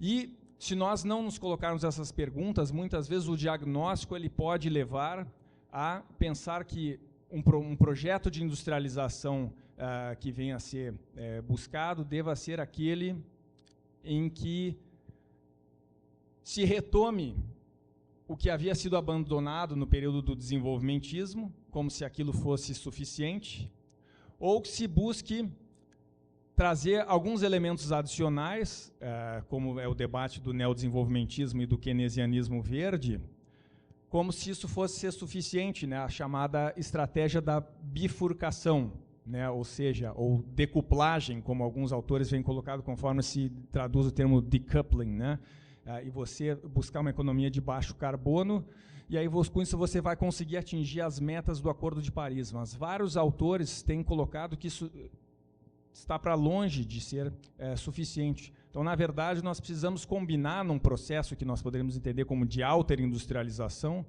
por um lado, o que vários autores ecossocialistas vêm chamado de degrowth, por outro lado, o que o debate em várias vertentes tem chamado de decoupling ou bifurcação, e, por outro lado, a reprodução ampliada, mas não a reprodução ampliada do capital, mas a reprodução ampliada de bens e serviços à disposição das grandes necessidades da classe trabalhadora e do povo brasileiro. Ou seja, pensar, digamos, uma economia do comum, uma economia do cuidado, uma economia voltada, né, para mobilizar todo, digamos, a expertise que existe na universidade pública e na comunidade de cientistas do país, para que isso possa contribuir num projeto para enfrentar a dependência tecnológica, para enfrentar o divórcio que existe entre a estrutura produtiva e as grandes necessidades das massas, para pensar a necessidade de transporte coletivo em condições adequadas para a classe trabalhadora que trabalha com extensas jornadas, com ritmos intensos de trabalho em grandes metrópoles, né, como o Rio de Janeiro. Então, ou seja, é pensar outra conotação para o modelo produtivo. E vejam que aqui a gente está falando de linguagem de programação, né, no sentido de programação vinculada ao planejamento, mas que pode ser, digamos, comparecido quando a gente pensa as perguntas mais candentes que os temas, né, sobre a dependência, sobre o capitalismo dependente trazem. Mas eu disse isso porque nós estamos falando do debate sobre desindustrialização precoce e desindustrialização madura. Nós não devemos almejar uma desindustrialização madura, né, indiferentemente de uma desindustrialização precoce, que é a que teria nos atingido. Não existe sequer uma desindustrialização madura. O que existe é a indústria de serviços, e a indústria de serviços, né, sob a égide das Big Techs, é a indústria de serviços, né, sobre as empresas que vão liderar o ranking da UNCTAD que é um CTAD apura, né, sobre geração de patentes tecnológicas e que economias como as nossas, né, vão encontrar numa posição lá embaixo a despeito das capacidades de países como os nossos. E aqui, quando eu falo isso, não estou fazendo um discurso produtivista, e sim fazendo um discurso, nós estamos falando da produção de valores de uso de bens e serviços que atendam às grandes necessidades da nossa população. E nós temos um manancial que é exemplar nisso, na produção de vacinas e uma série de outros ramos, mas nós precisamos ampliar isso. Agora, ampliar isso é construir um outro modelo produtivo que envolve transformações estruturais. E para produzir transformações estruturais, nós precisamos pensar o sujeito dessa transformação, quem são os aliados para produzirem essa transformação e quais são os desafios que estão colocados considerando as tendências e contradições do mundo que a gente vive. Então, eu não tenho a pretensão de oferecer resposta para todos os sistemas, mas esse é um tema que o debate que nós estamos fazendo hoje sobre o padrão de reprodução do capital, ele traz. Que ele traz. Inclusive para enfrentar o tema, né, da jornada do trabalho intermitente e toda a pauta que está ali com o movimento Vida Além do Trabalho. Bom, então, o padrão de reprodução do capital para os dias de hoje, não sei se eu respondi a sua questão aqui. Sim? Quem é que havia... sobre a agenda, né, sobre padrão de reprodução. Né? Eu diria que pensar como uma noção complementar de padrões de industrialização, que inclusive é utilizada por alguns dos autores que se inscrevem nesse debate, e a gente pensar os padrões de industrialização como uma camada adicional da realidade, não nesse sentido da desindustrialização precoce e desindustrialização madura, e sim pensar a necessidade de uma alter-industrialização, que inclusive esteja coadunada com um projeto, né, para superar a sociedade da mercadoria, e para pensar também as condições ecológicas que estão colocadas hoje. Como fazer isso? Isso, digamos, a resposta disso é uma resposta que deverá se dar no terreno, né, das lutas políticas e dos projetos em disputa. Mas nós precisamos ter as questões para pensar os desafios que estão colocados. O tema da categoria do subimperialismo, que foi colocado aqui, eu não referi porque eu sei que houve uma aula sobre essa questão aqui no curso, né? Mas é uma das categorias que o Marini desenvolveu como uma categoria original no âmbito da teoria marxista da dependência. Nós pesquisamos, né, durante anos essa temática. Em algum momento vamos publicar um próximo trabalho trazendo, digamos, os estudos, digamos, acumulados, né, e o atual entendimento que eu tenho dessa questão. Mas, em essência, como o Marini colocava, o subimperialismo é uma determinada forma, tipo de formação econômico-social dentro do capitalismo dependente que atingiu a fase dos monopólios e do capital financeiro, mas que, a despeito de atingir esse grau superior, né, de acumulação e reprodução do capital no âmbito da realidade do capitalismo dependente, não deixa a condição de dependência. E isso coloca contradições adicionais, porque para atender a, digamos, a sanha da acumulação dentro dessa realidade, vai trazer uma série de elementos, como o Marini colocava, quer dizer, para mais desenvolvimento capitalista, há sempre um novo caráter da dependência. Muito coerentemente, a gente poderia explicar, por exemplo, como o Brasil vai ser um dos países que vai ter uma das âncoras fiscais mais draconianas, como a emenda constitucional 95, a PEC do teto dos gastos, inclusive está vinculada ao golpe de 2016, para atender os apetites do capital no seu circuito de valorização, né, financeira e vinculada ao rentismo, dentro do grau de acumulação que está inscrito numa formação econômico-social como é o capitalismo brasileiro. Então, aqui a gente pode pensar uma série de temas, né, com essa categoria. E, digamos, aqueles que estejam no governo e buscando transformar a nossa realidade, em sendo a economia brasileira uma economia que, historicamente, desde, digamos, a partir do golpe de 64, que vai, digamos, ser lá uma forma política, né, que o Marini chamou de Estado de quarto poder depois, mas, junto com isso, a fase dos monopólios do capital financeiro, isso passa a fazer parte da própria lógica do capitalismo dependente brasileiro e, portanto, superar essa lógica vai envolver desafios adicionais. Mas tem a contraparte disso, pensando na dialética dessa relação.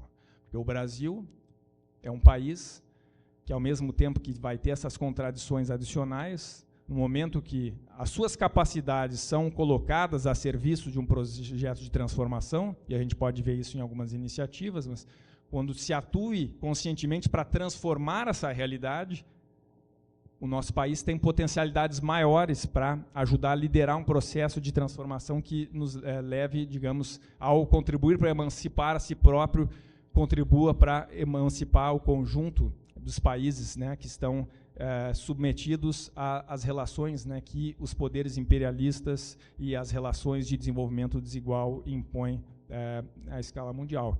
Então, nós precisamos ver também com essa complexidade, né, sem uma visão, digamos, maniqueísta, e com a complexidade que essa categoria enseja, e ela vem sendo objeto, né, de estudo de vários autores. Eu também venho refletido e retomado reflexões anteriores, revisto algumas questões e buscando complexificá-las, mas eu penso que segue sendo uma categoria vigente, colocando esses desafios que estão colocados. Como articular a integração latino-americana com as cadeias globais de valor? Acho que um caminho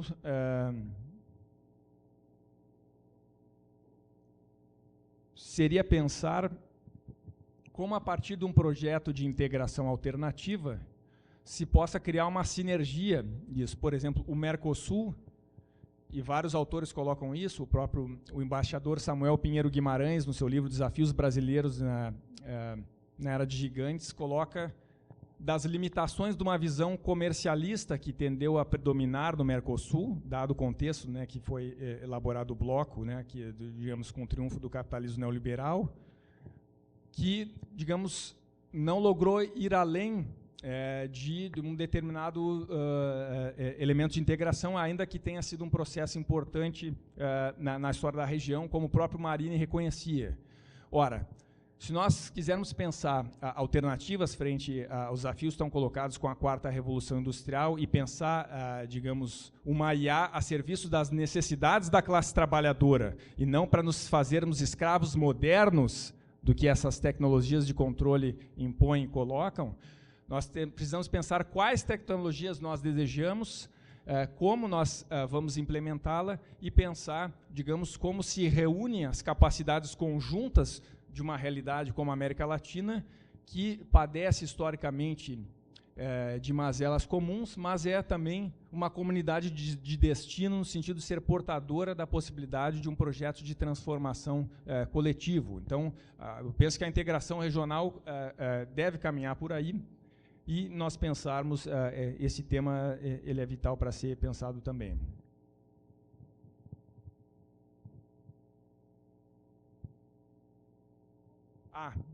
A pergunta a respeito da superexploração e trabalho análogo a escravo e outras características, né, na superexploração hoje.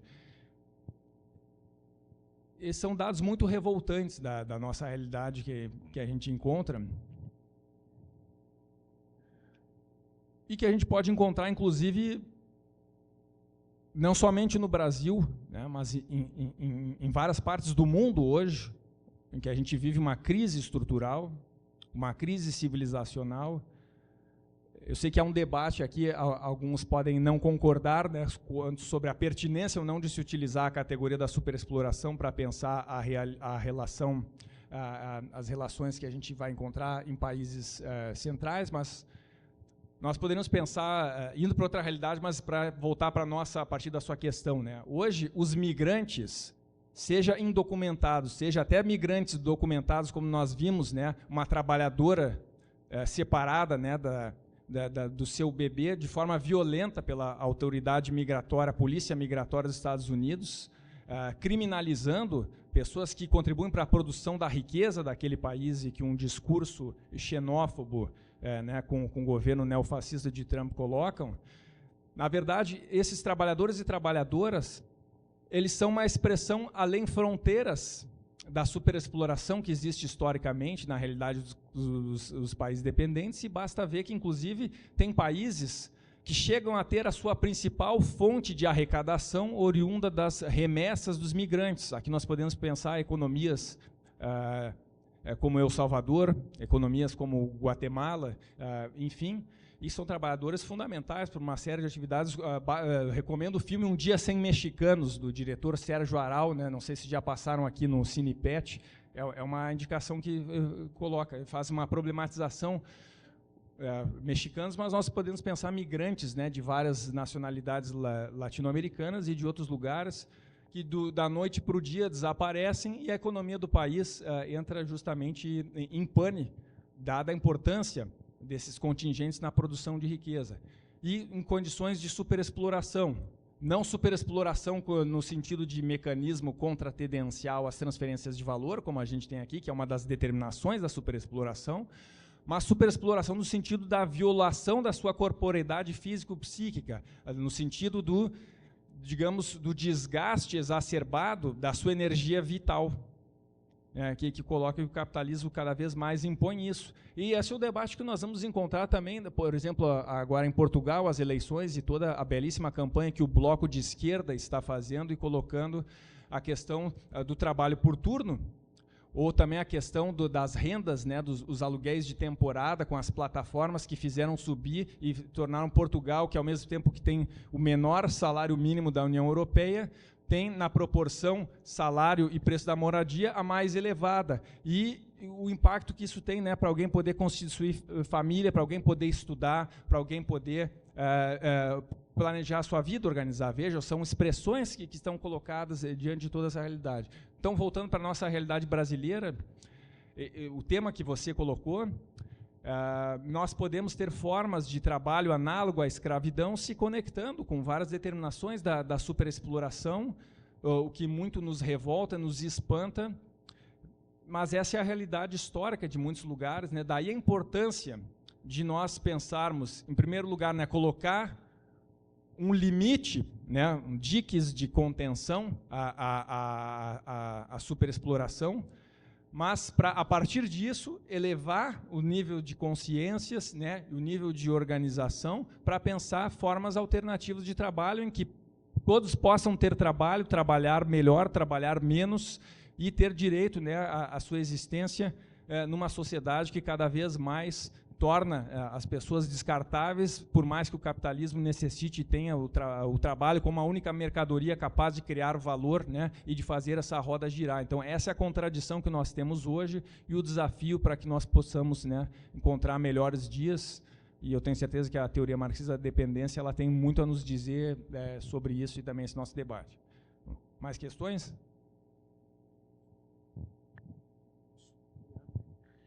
Mais 3, aí o Gustavo. Então, pessoal, acho que só você mesmo.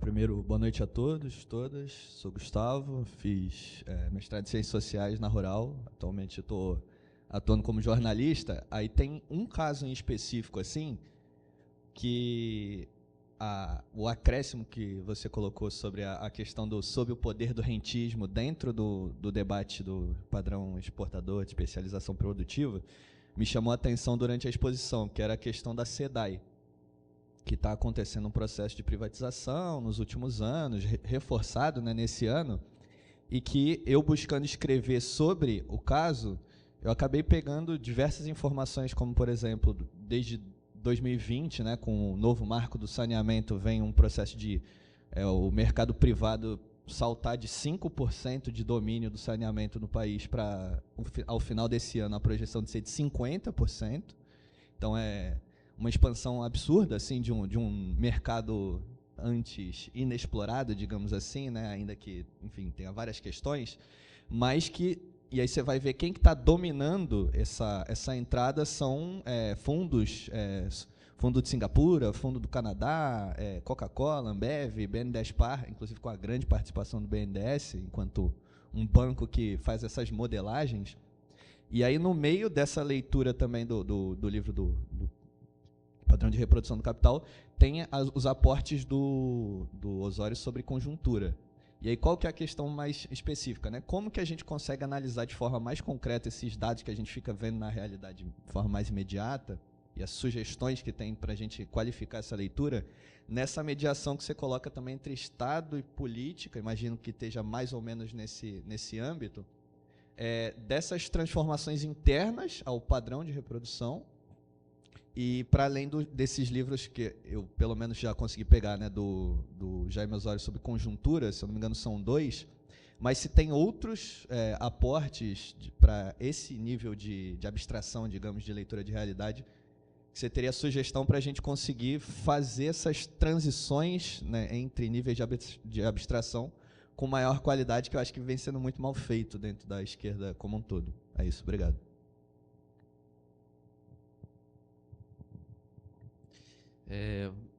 Matias, queria começar. Meu nome é Márcio, eu sou doutorando aqui. Desculpa, deixa eu vir um pouquinho mais para cá. Sou doutorando aqui da UF, e eu estudo política de drogas e tento fazer uma reflexão sobre os processos de regulamentação e a teoria marxista da dependência. Mas antes de falar sobre isso, eu queria primeiro agradecer porque eu achei que você apresentou essa categoria de forma muito rica. Para mim foi uma aula sobre complexidade, porque cada uma dessas dimensões, a função dinheiro, a questão do espaço,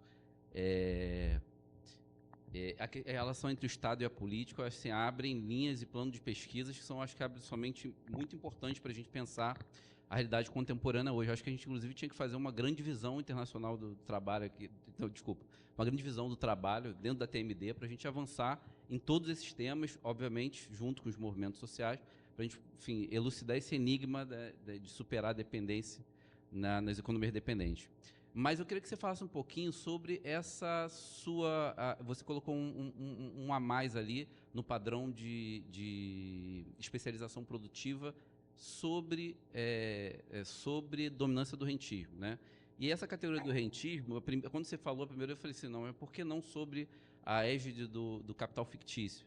Mas você falou que estava usando um autor, né, que faz que tem uma concepção de rentismo que também considera esse fenômeno da plataformização, né? Porque eu acho que a gente, obviamente, não tem mais como fugir desse tema. Então, eu queria que você falasse um pouco mais sobre esse autor, ou sobre esse conceito, e como ele é importante para a gente pensar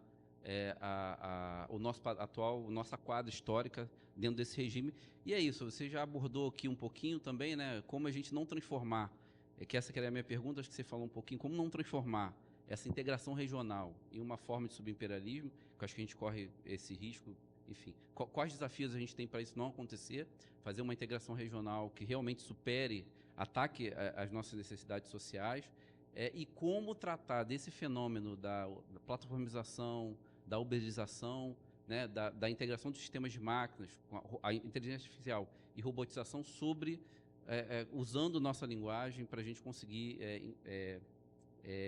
entender melhor esse fenômeno e traduzir isso nos termos da TMD. E, por último, que é uma pergunta que eu acabei não fazendo para outros autores, outros professores que vieram aqui, mas como a gente vai lidar, por exemplo, com a ascensão da China? Porque quando a gente diz que nosso padrão é de especialização produtiva sob a égide do rentismo, a gente acaba pensando muito no imperialismo e nos Estados Unidos, né, que concentra uma maior parte de mecanismos de transferência de valor pela via do rentismo, né? Mecanismos da dívida, rolagem da dívida e tal. Só que hoje a gente vê que os capitais que estão na China, pelo menos no plano externo, né? E aí está todo um debate sobre China se é um socialismo de mercado, um capitalismo de Estado, ou se é um novo regime de acumulação, mas o fato é que a composição orgânica dos capitais na China quando a gente vai para o mercado mundial, né, há uma transferência de valor para a China e isso é inevitável. Como é que a gente vai aqui, dentro da nossa região, construir um processo de integração regional e em algum momento a gente pode ter que lidar com esse problema e também entender a China, porque eu acho que a China só tem, segundo os planos quinquenais, ela só vai... eu acho que Xi Jinping só pensa o socialismo para o resto do mundo em 2049. Então, a gente tem muita coisa para fazer aqui até 2049. Então, como é que você vê a ascensão da China dentro do problema da dependência?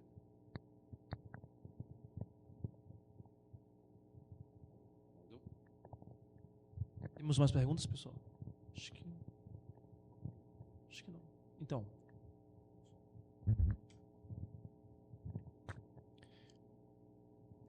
Começar, então, pela questão da denominação padrão exportador de especialização produtiva sob o poder do rentismo, né? Então, mencionei esse autor, o Brett Christophers, que ganhou o prêmio Zach Tamara Deutscher de melhor livro.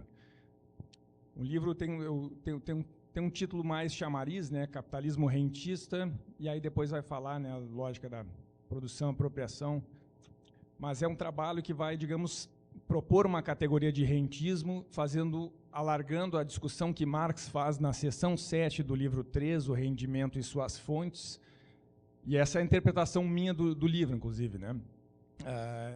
Que ele, digamos, de alguma maneira procura integrar na noção de rentismo a dialética que existe hoje, do ponto de vista dos processos concretos, das tendências no mercado mundial, que são a da financiarização e a da plataformização. E quando a gente fala plataformização, nós estamos pensando a estrutura organizacional, os estudos organizacionais, né, ou também tem um debate, né, da economia institucional, ou as dimensões, enfim. Mas quando a gente está pensando do ponto de vista da teoria do valor, a gente está retomando, inclusive, aquilo que Marx falou nos Grundrisse, ao pensar a Revolução Industrial. A Revolução Industrial foi a integração do sistema de máquinas. E a quarta Revolução Industrial, eu estou pensando nesses termos, ela é a integração dos sistemas de máquinas enquanto conjunto.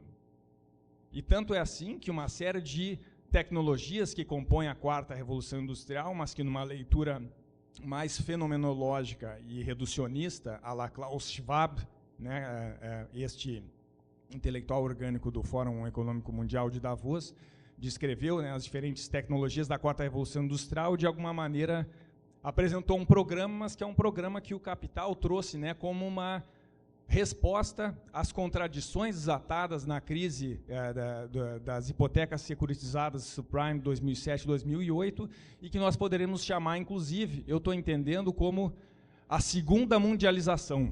A mundialização do capital sendo a fase da divisão internacional do trabalho, aqui pensando nos termos de Chenet, outros autores, né, a partir da década de 1970, a financiarização, que traz essa crise em 2007, 2008, cujas características seguem em atuação, ainda que vão se modificando, vão se pondo e repondo, e nós temos, com o advento da quarta Revolução Industrial, a segunda mundialização, que não leva à supressão das tendências anteriores, mas leva à imbricação, levando para novo patamar as próprias tendências e contradições. Por isso que nós precisamos entender o caráter da dependência, não de forma estanque cada fase das relações de dependência. A dependência é uma espiral de contradições cumulativas que vão se colocando, vão se modificando. Tanto é assim, o Brasil passou por um processo de industrialização dependente, mas não deixou de ser uma economia exportadora. A financiarização se apresentou e assim por diante. Pois bem, eu acho que uma grande contribuição desse livro que eu mencionei, que é justamente pensar o rentismo, e ele vai trazer várias formas do rentismo, mas ele não se resume, digamos, a fazer uma apresentação de formas do rentismo, e sim integrar isso e, como eu disse, relacionar isso de forma alargada com a seção 7 do livro 13 e pensar se antes nós íamos pensar a renda absoluta de monopólio e a renda diferencial como formas dos rendimentos, né, vinculada à fertilidade natural da terra e também do solo urbano, e aí pensar também de determinadas mercadorias singulares, daí você pode pensar a tecnologia, de alguma maneira, e os lucros, o lucro industrial, o lucro do comerciante e o lucro financeiro, e aí, digamos, essas outras formas serem uma dedução da mais-valia produzida, né, em determinados setores. Quando a gente pensa os rendimentos sobre essa forma de renda, em última análise, precisa haver uma contrapartida de mais-valia, mas nós sabemos que é um volume incomensuravelmente superior, né, o que circula, inclusive, pensar hoje em derivativos financeiros, mercados futuros, em relação à esfera produtiva real. Mas como é que a gente vai ver isso no sentido, quando comparece o nível de abstração da fase da apropriação, que compõe, inclusive, para pensar o padrão de reprodução do capital? Ora, de onde provém os recursos que vão remunerar esses rentistas? E muitas vezes isso se dá com o comparecimento do Estado. seja da esfera do Estado Nacional, seja dos entes subnacionais, como você mencionou o caso aqui da SEDAI. Ou seja, aqui é uma massa de riqueza que é paga pelo contribuinte, e nós sabemos que a carga tributária desigual e regressiva que existe no nosso país, a despeito de a Constituição Federal dispor que deve prevalecer o princípio da progressividade da capacidade contributiva, faz com que, digamos, são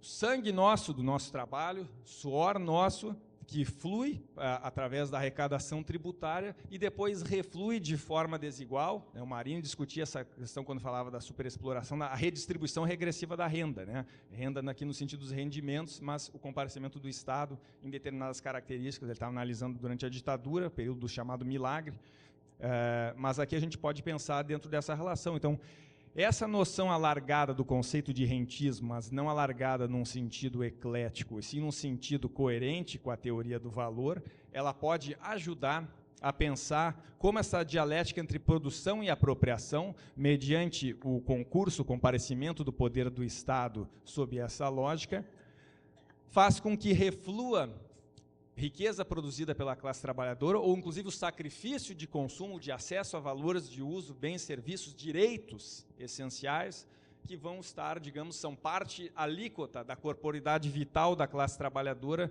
que vai parar, engordar os cofres, né, desses rentistas. Então, na aparência, não tem vinculação com a produção, mas na essência nós vamos ver que, em algum momento, há átomos de trabalho e de produção que vão comparecer isso. Obviamente não na mesma magnitude, porque a soma de riquezas, inclusive riqueza que se autovaloriza de forma fictícia, com os vai e vem das bolsas, as negociações, as trocas de mãos que isso acontece nos mercados, ela é muito superior. De qualquer maneira, apresenta uma contrapartida, e aqui nós podemos pensar como, digamos, essa noção de rentismo, ela de alguma maneira contribui para dar conta daquilo que era uma preocupação da professora Leda Paulani, que é uma preocupação do professor Marcelo Carcanholo, que é uma preocupação da professora Marisa Amaral e de vários de nós, né?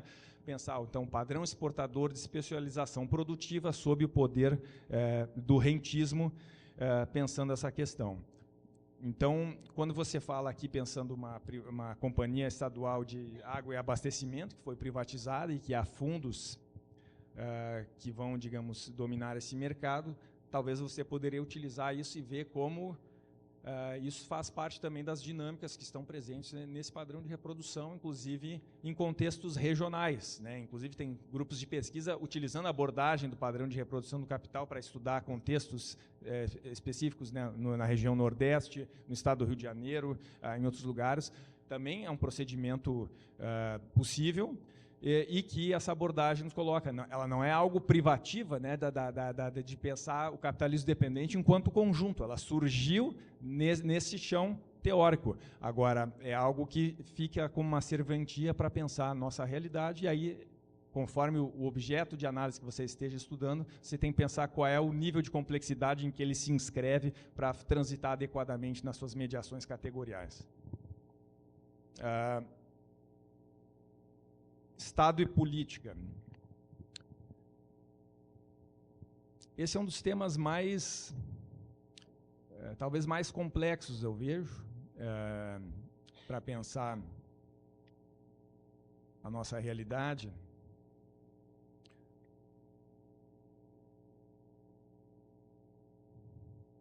Você mencionou um autor, né, chave, né, nesse tema, né, do Estado, que é o Jaime Osório, né, tem um livro, Estado no Centro da Mundialização, tem edição brasileira pela editora Expressão Popular, e ele comenta, acho que essa é uma das ideias mais importantes desse trabalho dele, que no capitalismo dependente o Estado tende a se tornar mais violento para dar conta das contradições que estão colocadas, o que não significa que o Estado não seja portador de elevados níveis de violência institucional e histórica, vide o caso do nazismo, nazifascismo, vide o caso do apartheid. Bom, apartheid nós estamos falando num país capitalista dependente, mas as leis de Jim Crow nos Estados Unidos e assim por diante. Mas quando ele comenta isso, né, nos países dependentes tende a se dar de forma mais violenta, é inclusive para a gente ajudar a compreender por que, digamos, ao sinal de uma primeira mudança, de uma primeira reforma né, que busque atender objetivos coletivos, as classes dominantes nos nossos países reagem de forma violentíssima. A Vânia Bambirra chamava a burguesia dependente de classes dominantes dominadas, né? Numa linguagem mais política, a gente poderia dizer, né? Quer dizer, essa classe dominante, ela baixa a cabeça para o imperialismo e pisa redobrado nos de baixo, né? E esse ódio de classe, obviamente, vem, né, de toda uma experiência da colônia, e, ao mesmo tempo, tem elementos adicionais que se colocam aqui. Aí você falou que está pesquisando a política de drogas. Eu honestamente, assim, não tenho estudos, né, sobre o tema, né, não teria como oferecer caminhos nesse sentido, mas talvez você pudesse pensar um pouco como se procura criminalizar um tema que é um tema de saúde coletiva, né?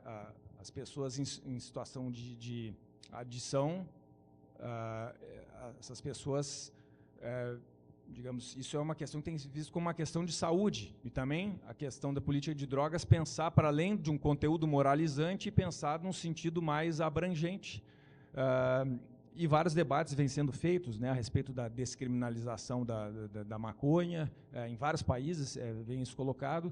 Já outras drogas, né, eu pessoalmente, né, tenho uma posição crítica, né, porque tem um efeito destrutivo, né, sobre drogas, né, com componentes químicos, né, sobre a saúde dos indivíduos. Aí é preciso pensar o que essa nossa sociedade leva, né, a necessidade de uma fuga, né, do presente em relação a isso, e como a gente pode pensar uma existência humanamente plena, e para que todos possam ter a fruição das suas liberdades, né, na nossa sociedade, mas, em essência, é uma questão de saúde coletiva, né? Então, você entender como se criminaliza um tema que deve ser visto como um tema de saúde. Certamente isso vai ter uma série de determinações, e, de alguma maneira, também podemos ver como resquício de uma visão que ainda é oriunda da ditadura, né? Que entendia quem era de esquerda como vagabundo, que entendia alguém usuário de drogas, né, como vagabundo, como sinônimo de bandido,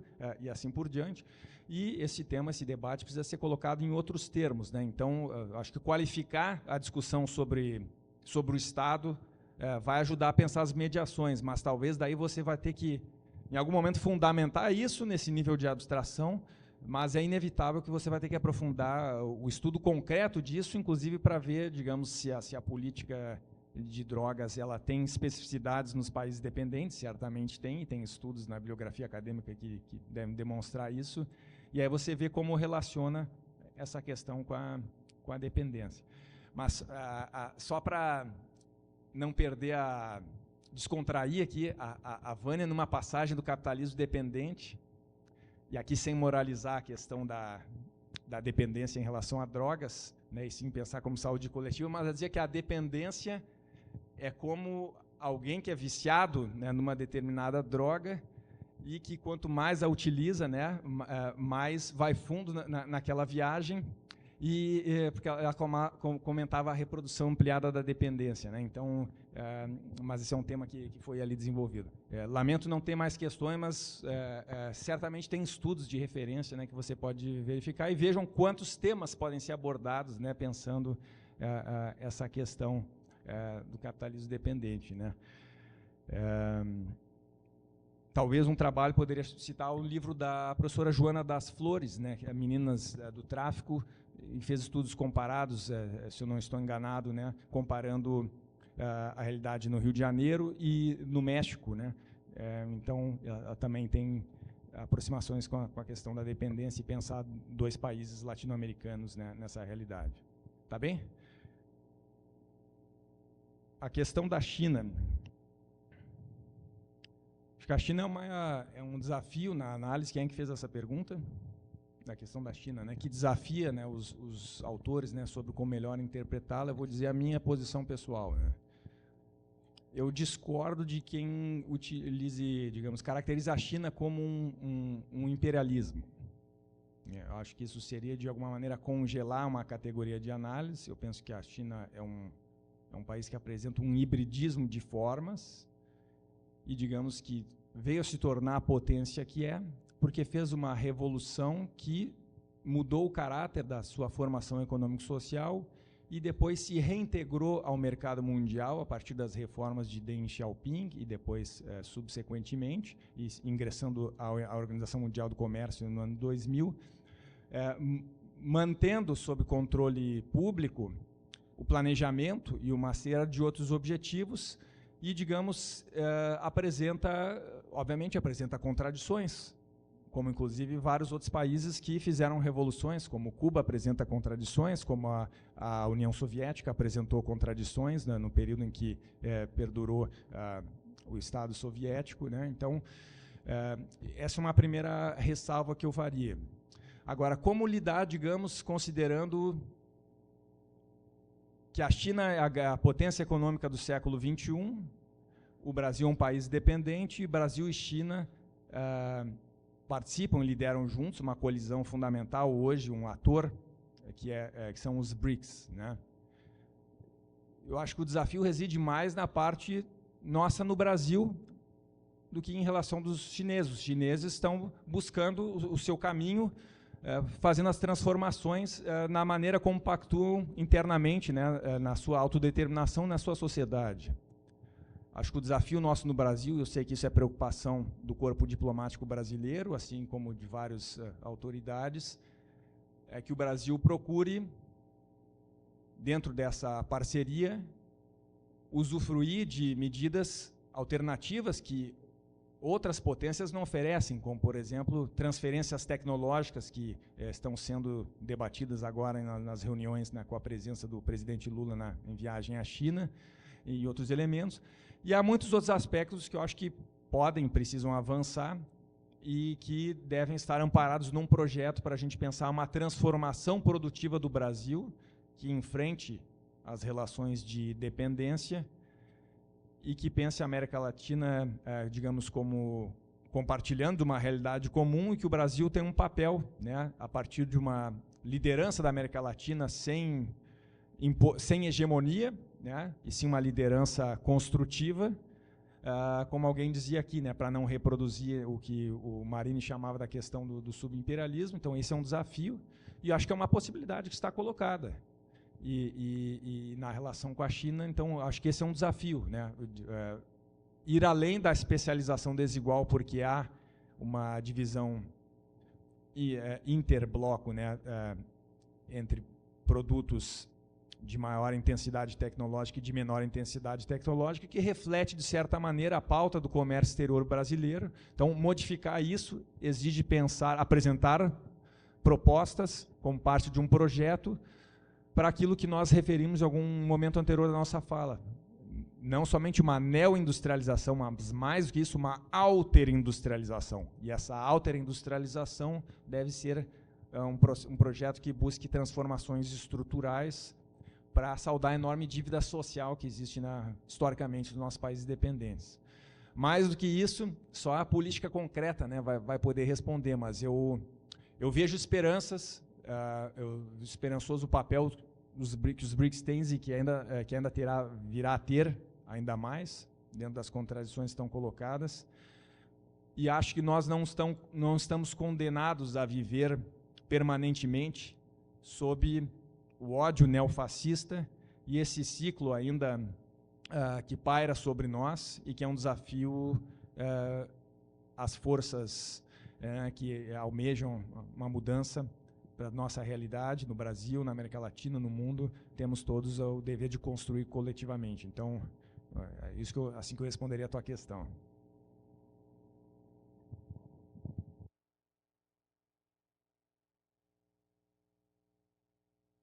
Mais alguma pergunta? Não? Então, professor, por favor, suas considerações finais. As minhas considerações finais são que se o presente é de luta, o futuro nos pertence.